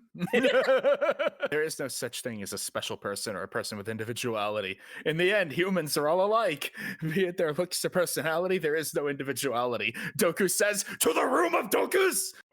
My going theory is every person in this hospital that isn't the crowd of anime villains is a disguised Doku until I hear differently. Yes. I believe that. Honestly, I'm operating under that assumption. Are there any other envies I should know about? Everyone is Doku. Everyone is Envy. Yeah. And everything is fine, because that's the next chapter that we get. Oh, him standing in the sunflower field of skulls. So specifically what he does is he steals her child abuse like journal that is a picture book and puts it under his pillow explicitly so he can have a bad dream. Mm-hmm. And then this manga just goes off the rails and I love it. Yeah. So somebody in an everything is fine mask tells him, you're going to go to the philosophy class, right? You're going the wrong way. Go through this ominous door, Denji. Explicitly, it is a woman with a rabbit head, like a mascot rabbit head. Yeah, it's like a full mascot rabbit head. I know why you say it's an everything is fine mask, but that is still straight out of Hotline Miami to me. Whoops, it was the wrong room. This is the meeting room to decide next year's individuality. Uh-huh. Where individuality is decided by committee. And this is the point where I went, okay, is this like a metatextual criticism? Is this a metatextual criticism of the way that committees decide trends in popular culture, in this case probably particularly manga? It's the first thing they're talking about is, hey, this year, how about we just do another isekai? That's boring. We should make it unique. What if he isekais a demon? That's too unique. What if he isekais into kind of a demon? Perfect. Are we really drawing this out of the well? You're right. No one cares what we did last year. Energetic, youthful protagonist who loves justice. And I'm like, oh, manga. Yes. Yeah. Yes. Criticize isekai in the manga in every genre of manga. And I don't know if this is particularly relevant, but one of the committee members has Android 18's hair. All along. Anyway, let's cross over the Pen Lake. Nope, this isn't the morality classroom. This is the graveyard people send their personalities to die. When they become adults. And so finally, Rabbit Mask person is like, here's the way to the individuality classroom. The gravestone marked the boy infected with an immortal disease. And he just doesn't care and goes in because he's done with all of this. Hey, kid, I know you're done with exposition, but I want you to know, completely without any justification or anything, I'm an arsonist and I like setting things on fire. Oh, cool. That means I'm little girl's mom. Also, here's the murderer who wrote that book you like. I know that was hinted at, but we're now going to talk as if that was confirmed. Mm-hmm.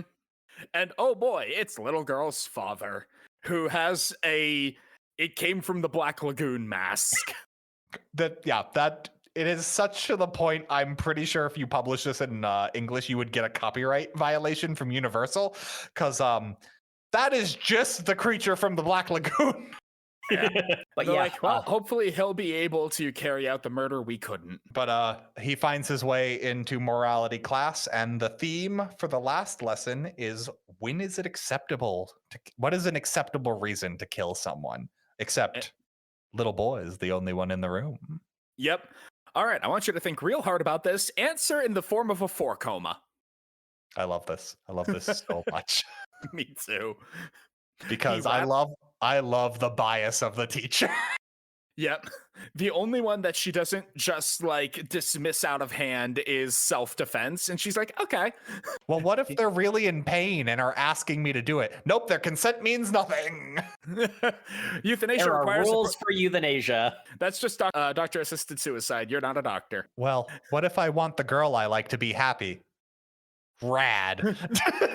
And notably, not in the form of a 4 coma. That is just him upside down. The girl I want the girl I like to be happy, so I want to kill her. The teacher does the okay sign. And notably says something that's blanked Scribbled. out. At which point, boy wakes up. Uh-huh. Makes his way through the hallway, and we get possibly the biggest FU to readers, which I love. Because it's literally just a bunch of people in the hallway Discussing the manga. complaining about how the concept of a main character who wants to murder a little girl is unredeemable and isn't something I would enjoy reading. I'd prefer it if it was cliche and happy. And I'm like, yes, good. Yeah. This has the press circuit in Chainsaw Man energy when they're doing the man on the street interviews. Really, I'd say that if he's got, it seems like you're really just promoting murder. I'd be worried about the effect that has on the reader. And then he just starts talking, because this makes no sense within the context that because he's hearing them thinking and is talking to them. Mm-hmm. So it's like, he then goes, you have to understand. There's no way you'll understand. That's the little boy for you. That's what individuality is. I'm making a choice you don't like, and I'm going to kill her. Mm-hmm. It doesn't matter if you understand it or not, because that is my true individuality. And cut to the thing from the opening of him driving a pair of scissors through her heart and bawling his eyes out covered in blood, and her smiling as she dies. And I was so prepared for this to be Shounen Shoujo's classic, like, this Fake isn't out. real nonsense. Nope. It actually did happen. Next chapter, he's in a jail cell. Yep. All right, if you kill people, you'll get caught. I love that panel. I am saving this panel for literally any use because this is amazing. It's just an actual look of being legitimately shocked. Oh, right. If you kill people, you get caught. You can post that for anything that any of us do in D&D. Anything. Yep. There are consequences? Crap. This is people die when they're killed tier. Of just universal applicability. Oh my god. And then Doku comes to visit him in jail and he's just like, yep, so you murdered her. What are you gonna do? There's a bunch of criminals who kill people each and every day. You know how little the average person gives like a crap about that? They don't. You're a footnote. You are a symptom of a bad society. You are going to be forgotten. Do you want me to put the news on my iPad as we go through a bunch of people talking about what your murder was to them? They don't care. And it's literally a montage of people saying things that don't actually relate to him. They use his crime as justification for beliefs they already had. So it's like no one's actually paying attention. They're all platitudes that everyone says in every news interview after every tragedy. There isn't even anything identifiable that they are referring to that particular murder. Around another 20 hours of this video. Would you like to watch it all? No. As Doc is breaking apart the like tablet in their hands. Congratulations, you are not unique. Also, you failed. You aren't actually the one that killed her. She was already dead. Somehow. Also, I'm going to do a little monologue about some backstory that we're never going to get into. So the little girl's parents, you know how they were a serial killer and an arsonist? They tried to kill her and failed just like you. Mm-hmm. And, you know, they were professional killers and arsonists because women can't be serial killers, I guess. God damn it, Japan. That's not touching that. Weird. But like, yeah, they were professionals. So if they couldn't kill her, I don't know what you thought you were doing. Mm-hmm. But and there's the cut back to the first night when he tried to drive the chisel through her heart, and it's like, Mama, Papa, please stop. And then we get the panel after that of what she said next, which was, it's just wasted effort. Which recontextualizes him being him cowering in the corner now, doesn't it? Yeah. Yep.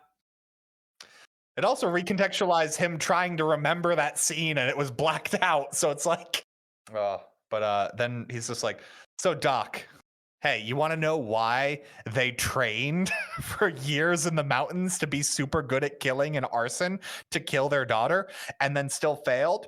It's because this is what she was like as a child. And that's a bunch of home movies of her doing art. And it's like, yeah, while I was doing art, I basically found out, you know, the heliocentric model of the universe, it's basically wrong. Here's how it works. The periodic table, minor adjustment. Turns out the nucleus, and it's like, I love how all of these scientific things stop just short of what you could possibly mean. Like, yeah.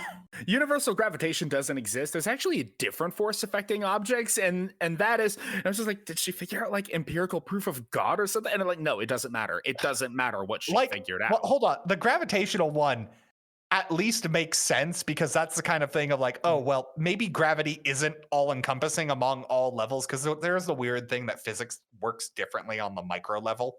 Yeah, and yeah. I'm like, that's what they're referencing. And I'm like, okay, that's a thing. And then the other three make no sense. It's just like, what if the periodic table was ordered different? I'm like, it's literally ordered by the number, but sure, why not? The wavelength at which humans can communicate telepathically is the method to double the speed of light. With this probability theory, we can predict the future. I wrote an AI program that can generate literature by itself. And I'm also just pointing out, like, yeah, AI bad. No, it can't help nobody. We got to kill this little girl. And I'm like, good, you predicted modern internet culture. I mean, you're not wrong. It's like, this little girl was such a universal, all-powerful polymath. She would fundamentally shatter the nature of society and humanity's comprehension of their place in the universe. More importantly, society can't allow women to succeed. She was such a threat to the status quo of the entirety of Earth that she needed to be put down. But she knew they would do this, which is why she made the immortal disease. Which, in all honesty, that's pretty well foreshadowed. That and one other twist are really well foreshadowed. And also, I love how Doc's at this point, there's a full 2-panel spread for like, you know how we were talking earlier, how that disease will kill you at 12? What a weird thing for us to know, right? Unless we've been trying to kill her and it hasn't been working because she's destined to die at 12. See, it makes sense now. And I'm like, okay, manga, you got me. I jumped the gun. Also, I do appreciate that you're like holding up little girl as the epitome of being an individual to the point that she's so much of an individual, it invalidates everyone else's individuality. Like, that's really cool. That's why she's a threat, because she's so good at everything. It makes everyone else's accomplishments worthless. Yes. And even if you kill her, she won't die. Because she can't die until she's 12, because she needs to die young, because artists that die young are better artists, which is a quote from her from earlier in the manga. Yep. Except she didn't actually die at 12. She died like 2 days before? 11 years, 11 months, and like 25 days or something. Yeah, because what has happened is the entire time he said, you didn't kill the little girl, and that allowed little boy to be like, oh, she's fine. And then it double dips into the reveal, and I love it so much because we get literally the exact same panel as before, but all the lines are even dirtier, and it's just like, no, you didn't kill her because she died before you could kill her. What? You stabbed a corpse! What? Yes. Because someone else killed her before you is explicitly what he says. So now it's a murder mystery to figure out who killed her, I guess. And I gotta team up with Doku so that we can track down the Yu-Gi-Oh villains that did this and figure out which one of them killed her. And also, there's her mom and dad who got out of jail, and then the monster that became as a combination of the two of them. Also, you remember that cultist Sam was real upset for appearing in the beginning? He's part of a big old organization called the... So, well, actually, it would be really cool if that happened, but no. And I'm like, rad. Fuck you, Mark. Okay, that was good. I loved that so much. I was extremely angry, but I respected it.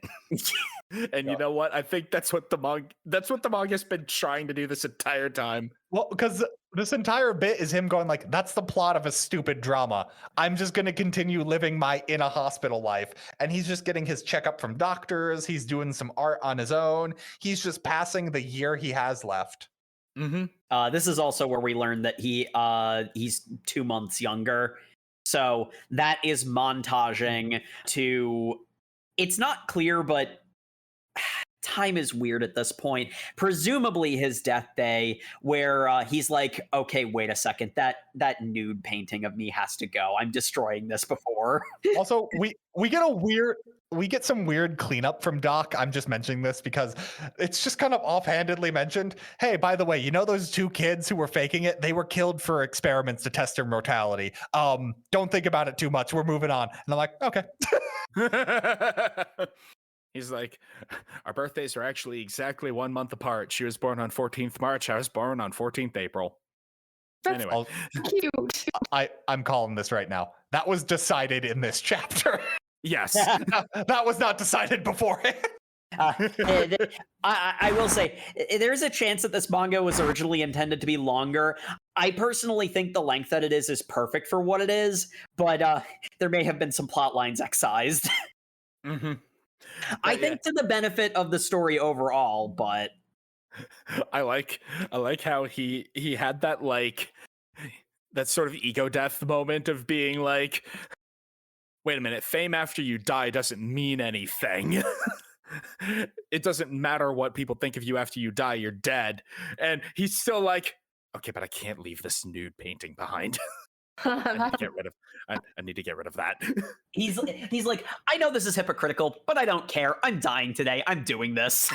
Uh-huh. Oh shit, I tore the painting. Oh shit, I'm tearing away more of the painting. Oh shit, there's a CD in there. I'm going to go to the Yu-Gi-Oh! Villain conference room to watch it. And of course, it's little girl. Also, the nurses brought me a congratulations for dying cake. And we get little girl explaining the plot in multiple choice form. Oh, I love. She gives a multiple choice answer for, hey, so do you want to know who killed me? It could be A, I did it as some kind of weird form of suicide. 2, my parents came back into the picture. 3, Doku, because I know you've been talking to him. We're just gonna brush that over right now. That whole nonsense. Or Oh, 4, Doku was actually my second personality as well. Yeah, that's a major plot point. but yeah, because that's actually not part of the multiple choice. She just reveals. By the way, the doctor was my other personality. And then, or it was you, and someone did some weird shenanigans to make you forget killing me, and I'm like, hold on, what? But it doesn't matter. I'm just gonna tell you who the real culprit is. It's turn off the or no. It's how would you like a cure for the disease, huh? Yeah, I going back to something I mentioned before, the culprit actually being girl, like she like ended herself early was actually the other really heavily foreshadowed twist, and then it gives you B, C, and D. Yeah, which aren't far off either. Is the thing? They're frankly equally as likely. But she's like, and what if there was a cure to the disease? Nah, there isn't one. There isn't one. I would have used it on myself if there was. She keeps going back and forth between, okay, let's get back to the point. And then she says something outrageous. Actually, I was just kidding. Let's get away from the point and get back to jokes. And then says something serious. And she just keeps going back and forth. Hey, if there was a way for you to bring me back to life, would you do it? And then little boy's just like, is everything so far been a lie? And I love his reaction to that. Yeah. It's like, if I told you there was a way to bring me back to life, what would you do? He immediately turns off the the screen. Doku is there. Hey, why don't you watch it to the end? Maybe there really is a way to bring her back. And I fucking love Boy's reaction to that. If there actually was a way to bring her back and I didn't do it, it would be the same as killing her, wouldn't it? Yeah. I guess you won the manga, kid. Here is your incredibly extra coffin. Congratulations, you done it. Also, I just want this to be a part of a living will. Anyone in the Over Manga Cast fandom, when I die, I want this coffin. You know what? Fair. Yeah. Doku really does the SpongeBob bit of, okay, get in.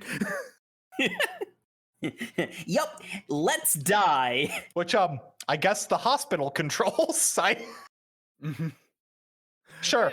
We're getting close to the end where I can get into my theory about all of this, so well, basically what happens is we get a whole bunch of the emotions of each of them showing off emotions, which maybe just to fill page count, I don't know. There's a whole thing about in the interview with the artist, they said like one of the main like themes of this is showing expression, because everyone else has their face blacked out. So really the expressions of the main characters is the only thing showing emotion in the story.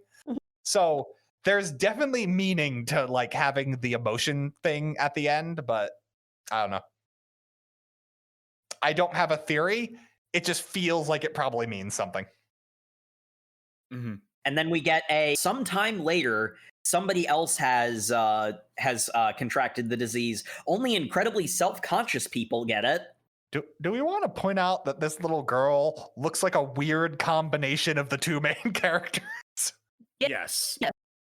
That might have been on purpose. I couldn't figure out yes or no. I don't. I think it's just thematic, because I think the whole thing is like if you've got his version of the disease, you have a very morose outlook. Yeah. But I don't know. The disease was actually cured, Yamai disease, named after the two people who had it, who have the exact same name, and we get their exactly identical names revealed. Yamai Show. Yeah, so it's that the last name is very common, and I think it even says it's spelled with different kanji.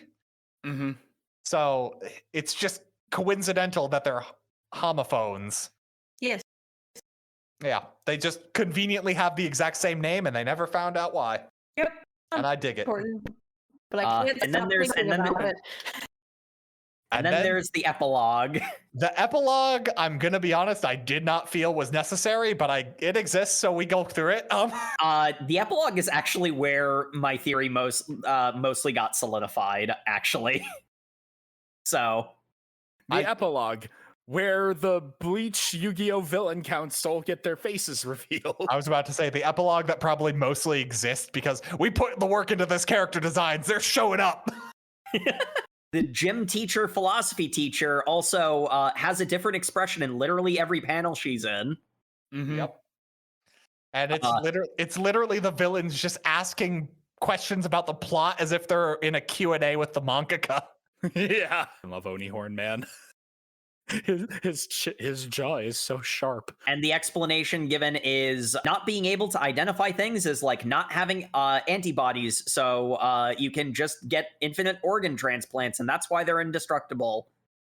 So it's not that they're indestructible, it's that they can just easily get medical care. Which doesn't make any sense, but No, we'll and get it's just some dumb science explanation for the magic disease they made, and I'm like, whatever. Yeah, I'll get to that bit, because the sort of important part is the teacher then explains what happens in the end. The girl died of choosing not to get a heart transplant because she wanted to die on her terms, and the boy died of old age. Mm-hmm. Yeah, well, it's weird how they explain that, though. It's because the medical definition is your cells rebuild every 12 years. Mm-hmm.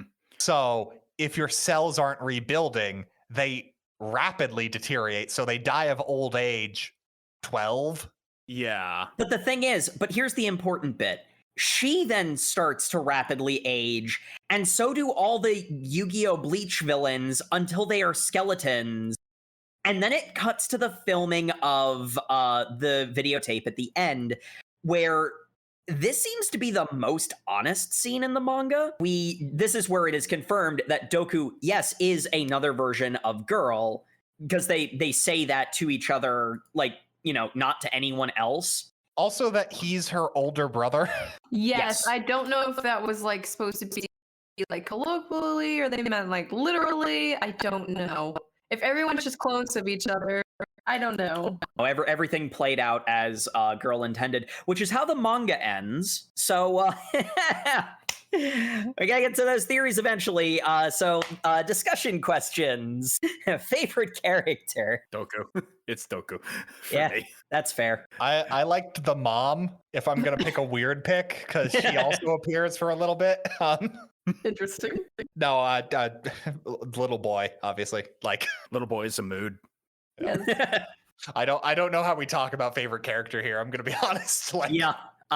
Well, Jay, how about you? So I want to say Goku, but I was morally perplexed by this whole thing. So I'm like, I don't even know if I can say I have a favorite character. I mean, fair point. They're all awful. All the people in this are awful, so picking a favorite's kind of like, none of these people deserve happiness. Like, So that just leaves me, and my favorite character is actually tied into my theory. If you twisted my arm and say favorite character, I would say Girl, because I feel that she had the most range of all of the characters. But that is, strictly speaking, not my favorite character. But we'll get into that in a bit. Right. yeah, we going in straight into the bunny imagery or theories or? Yeah, do we want to do the bunny imagery, or do we want to just roll that into theories? I can. I Yeah, think just roll that into theories. Okay. yeah. I get. I mean, yeah. So I just added it because it was something that I just couldn't get past. I'm like, is this supposed to be meaning something or what? yeah, I've got a theory about the bunnies. If we want to talk about that exact, I think it's supposed to be like rabbits are used as like medical test subjects. Maybe. So the fact that they're like guinea pigs, but like guinea pigs It would be too on the nose. or they also use rabbits more often than guinea pigs in other cultures. So I don't want to assume that. Oh, that's true too. Then why not mice? Because bunnies are cuter and are used for like more human-centric things. Like Debatable. they use mice now because it's a little more humane. Because I guess small things can't feel pain. I don't. Other people decide this, but like I think it's they're test subjects, like medical test subjects. The only real vibe we get with rabbits is the mom has a rabbit mask. But that's only when she's leading him in through like the meta, like Alice in Wonderland, follow the rabbit kind of thing. That's where I was kind of leaning. It's that too. Then there's like the dark rabbit that pushed him down the stairs. And then the one weird thing of there's a chapter cover where it's a line of people all wearing her cloak, wearing the rabbit mask. I honestly don't know what to make of that, other than it's implying that the entire hospital is like working under her sway. Which I would Kind believe. of. Yeah, like She is a villain. They all kind of are. Everyone's a villain. This kid's just an asshole. And I think, considering that the manga kind of says that the disease is like a whole metaphor for like how they kind of do a weird thing in the beginning where they say like it strips individuality because that's what medical care does, is it treats everybody like blank slates, kind of, and then goes on a the weird thing about antibodies I didn't like, and I didn't like that they spent half the chapter explaining a theory that made no sense. But I also typically don't like epilogues and things like this. Yeah. But that's my vibe. As we were going through this discussion, I had this half-baked idea that's starting to form, particularly after Jake mentioned that doku is it rhymes with boku for I. And it became like doku is an aspect of little girl who is this like unkillable, omnipowerful thing, and it kind of got me thinking about Sun Wukong, who in the Enlightenment metaphor that is the journey to the West, Sun Wukong is supposed to be representative of the human mind, extremely powerful but undisciplined. The fact that like Doku keeps pushing boy to kill girl, and she's so bright and cheery and he's so dark and gloomy, yet they're basically the same.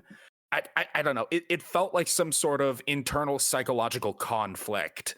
Like, I don't know enough about psychology to talk intelligently about this. I had weird ideas about like ego and superego, or like the Jungian shadow. I don't know enough about any of this. Duality of mankind. Duality of man. I don't know enough about any of this to make a cohesive theory, but it really just felt like an extended metaphor for an internal psychological struggle. So is Doc intrusive thoughts? Conveniently, Sam will be forming these opinions on the thing he is qualified for, the hour-long video essay on YouTube. Nah. So Sam, it's funny you should go on that tangent, because I'll get into my theory now. There is only one character in this manga, and we never actually see them. The narrator? The entire story is one person's own internal life.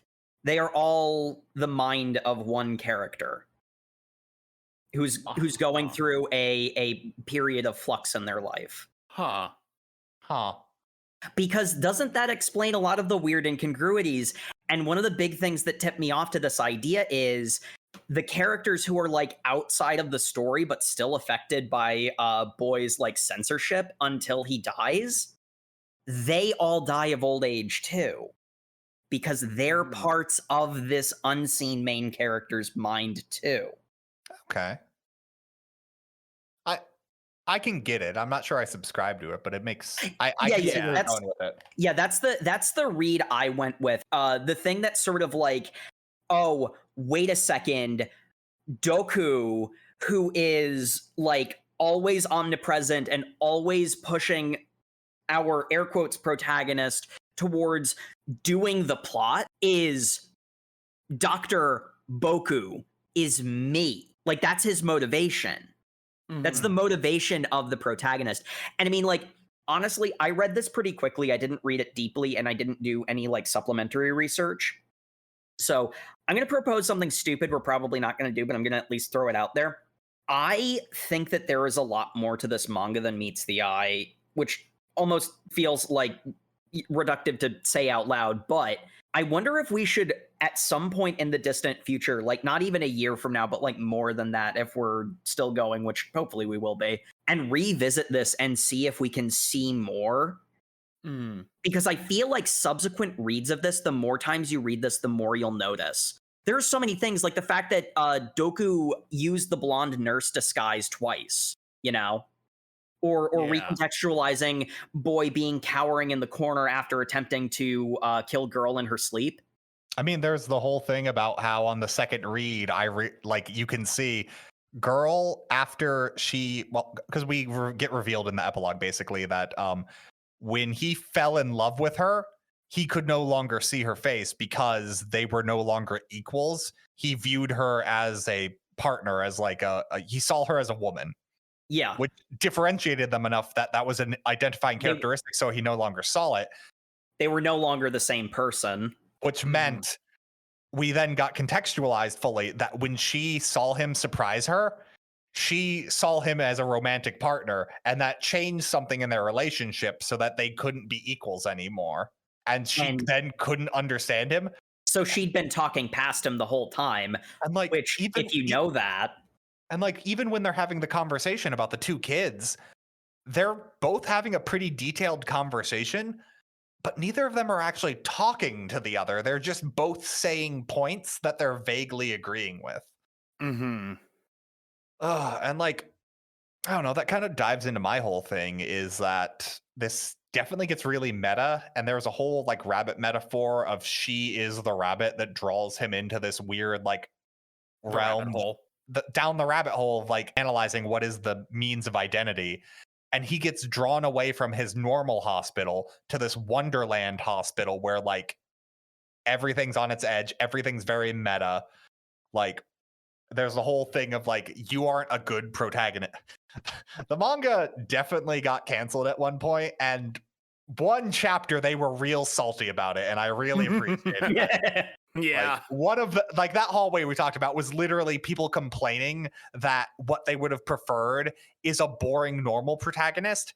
And then they're saying like our entire thesis statement is that things should be be allowed to be unique and on their own. And also that just being gory for the sake of being gory isn't a personality. We're trying to say something with this like macabre. Mm-hmm. And it's like a weird meta discussion on the nature of creating. And like, because her being an artist matters a lot. Yes, because she's an artist. She's speaking to a creation. She has brought him in to be part of her creation, which is this thing, because that's the whole thing of like, the doctors following her out of the operation room are like following her as if she's in charge too. Mm-hmm. Like that's a whole thing. Yeah. And, you know, in bringing him in as part of the basically art project that she's doing, she destroys his life. She literally gets him killed. And she also destroys his identity, his life in a metaphorical sense. His identity becomes killing her. And she even admits, like in the epilogue, it literally ends with, I did this because I'm selfish and I need things to be about me, but that's who I am. And I'm like, yep, that's great, because that's not a boring, generic, like shonen protagonist who's like, I would do anything for love. And it's just like trite, and it doesn't mean anything when every single person is unique in that way. It's not unique anymore. Yeah, so you've got these two very unique characters who are very unlikable because of it. But like the nature is that like, should they really be that unlikable, or are you just conditioned to want the same thing over and over again? Actually, yeah. Now that that's brought up, that there's both of them are entirely characterized by their opposition. Like Boy is characterized by his misanthropy. He hates everybody else. He sees everyone else as, you know, blank-faced, you know, losers, unworthy of his attention, and literally he wants to cut himself free from that in any way he possibly can. And when he sees an avenue for that, and then that avenue is threatened, he goes to kill the obstacle. Meanwhile, Girl is basically the same. She was this uber genius, so much so she was a threat to society by being such an extreme outsider, and she wanted to, I guess, manifest that in this extremely elaborate suicide. There is one other theory element that this is honestly a big part of the reason why I'm suggesting we revisit a series we've already finished at some point in the far future. hopefully when we all have more time. There is one other aspect of it that ties into my everything is going on inside the head of a character we never see, because this is a crackpot theory, probably not authorial intent, but I had this train of thought and I want to get it out there in the world. There are 3 central characters to the story. There's boy, there's girl, and there's Doku. We have a male character, female character, and an androgynous character, where the androgynous character is trying very hard to get the male character to kill the female character. This is all representation of the internal mind. This could be read as a transgender narrative, because a lot of times when people transition, it's referred to as your old self dying. And that would also tie into the idea of the girl dies, but the boy dies of old age much later. Now, I don't know enough about, transmedia to be an authority on the subject. So that's why I sort of prefaced it so heavily. If we got any trans listeners out there, go ahead and, set me straight. But that's also a very interesting read on it. But that was that when I started thinking about the idea of it being entirely inside the head, I started noticing the really subtle gender element to the whole thing. Because when you only have 3, because it's like the Yu-Gi-Oh! Bleach villain squad are the only other characters you could call characters, and they're not really characters. I suppose girls' parents technically fall into that category. I mean, when you've got 2 characters named boy and girl, for it not to be vaguely about gender at all is kind of unlikely. Would boy, girl, and thrown constantly into conflict by I. Yeah. Again, I don't know. I think 2 words rhyming is a bit of a stretch for them to be. I know, but I like that. Okay. I like that read personally, because the manga also points out that doku, the English version of doc, it rhymes with, I believe the note says the Japanese word for poison. Yep. Yeah, because rhyming and homonyms are a common thing throughout this too. Mm-hmm. It calls attention to that sort of thing. So the I being poison, I don't know. It's a very thought-provoking manga. I said a lot that I hate it, but that's just I don't think I actually hate it, dislike it. I think it evoked a lot of emotion out of me. It's very challenging. And I think actually one kind of cool thing is if you go with it's in the character's head read like me, or if you go by the purely meta-contextual read like Matt, in both cases, it's really confrontational in a smart and challenging way. We joked about this getting unrecommended, but man, thank you out there, listener who recommended this to us, because this is really cool to experience. And I kind of feel like, again, I don't know if we'll on the podcast go back to this one day, but I'm definitely gonna come back to this story every now and again, and give it another once over, see what else I can notice. Jay, did you have any theories? Mention them in first here, but nothing quite as deep as Jacob. You kind of left me on that one. Let's be honest. Jacob dove into the weird end of the diving board here, so feel free to have a more mundane take. I experienced brain melts during this, but in a good way. I thoroughly enjoyed it. I really enjoy pieces that will force you to think and kind of try to piece things together chronologically, and it was really interesting. And and I guess everyone else has said their opinion of it. So I really enjoyed this, in case this wasn't obvious. I think I mentioned at the beginning, this is very Penguin Drum, and I love Penguin Drum. It starts off with a normal story and then dives off the deep end. And I think I've said earlier, there's a key part where it felt like this got canceled, so they kind of just drove through, oh nope, we're going full meta, because they definitely made all the doctors' designs as to be something. Yeah, because this is a shonen manga. Obviously you want to plan a way you can make it long running, and I'm like, oh cool, you could have set up a mystery of who killed her. And I think the part where he goes we could have had a bunch of cool adventures with Doku, and I'm like, yeah, that makes sense. That was probably going to be a legit thing. Maybe if we had time for 10 or 12 more adventures, we could have had a beach episode. Never forget what they took from us. Thing that will remain unnamed. Yep. But yeah, so I don't know. I kind of like when things get meta about that, because there's a whole thing about how he is an unlikable main character and that you should have gone with someone like happy who loves justice. Or we should have just made another isekai. Spoke deep to my soul of like, no, you should do something original. You should have original thought and do something with it. And don't just do things for shock value, because that's not individual. That's just nonsense. And I'm like, it's been a while since a manga has really spoken to my opinions on a deep level. And like, oh, the morality classroom of boy just sitting in the back going like, what if we don't kill someone? Or if we want to euthanize someone, it's cool because we should be looking for their happiness, not some weird concept of human life as an inherent value to, I guess, someone else. And I'm like, nope, cool. That's me in the back of the philosophy cast going like, no, I guess we're just going to talk about what is the exact number of people it's okay to kill someone over. That's, yep, the math answer to this question was what I wanted. Yeah, I think it wasn't something that I clued into until Matt mentioned it before we started recording. But the idea that this got canceled, it is sort of the funny case where once he said that, like, oh yeah, no, it totally did. But in a lot of ways, I think that might actually have been to the story's benefit, because I think it's just the perfect length to warp your mind just far enough to get you thinking without breaking you.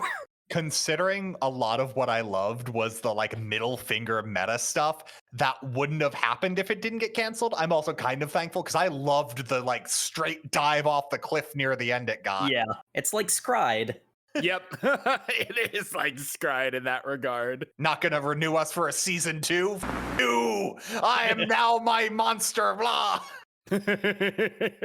I wish the Scried manga wasn't utter complete trash. Oh, well, someday.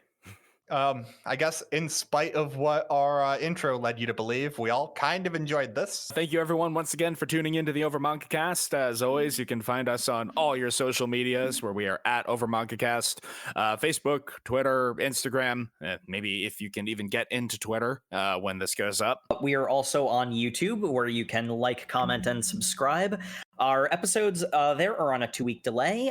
If you want to catch up on all of our episodes up to date, you can go to overmangacast.com. You can also leave comments there, and reviews on your podcatcher of choice is also appreciated. Yep, we always appreciate them. iTunes is great, just because that's the big one, but any form of review or message, we love hearing fan feedback. As obvious, we're doing a recommended episode that was then unrecommended, but hey, we did it anyway because we're masochists. But if you want to reach out directly, you can reach us through overmangacast.com, as said earlier, but you can also email us overmangacast@gmail.com, where we can take recommendations and do episodes like this.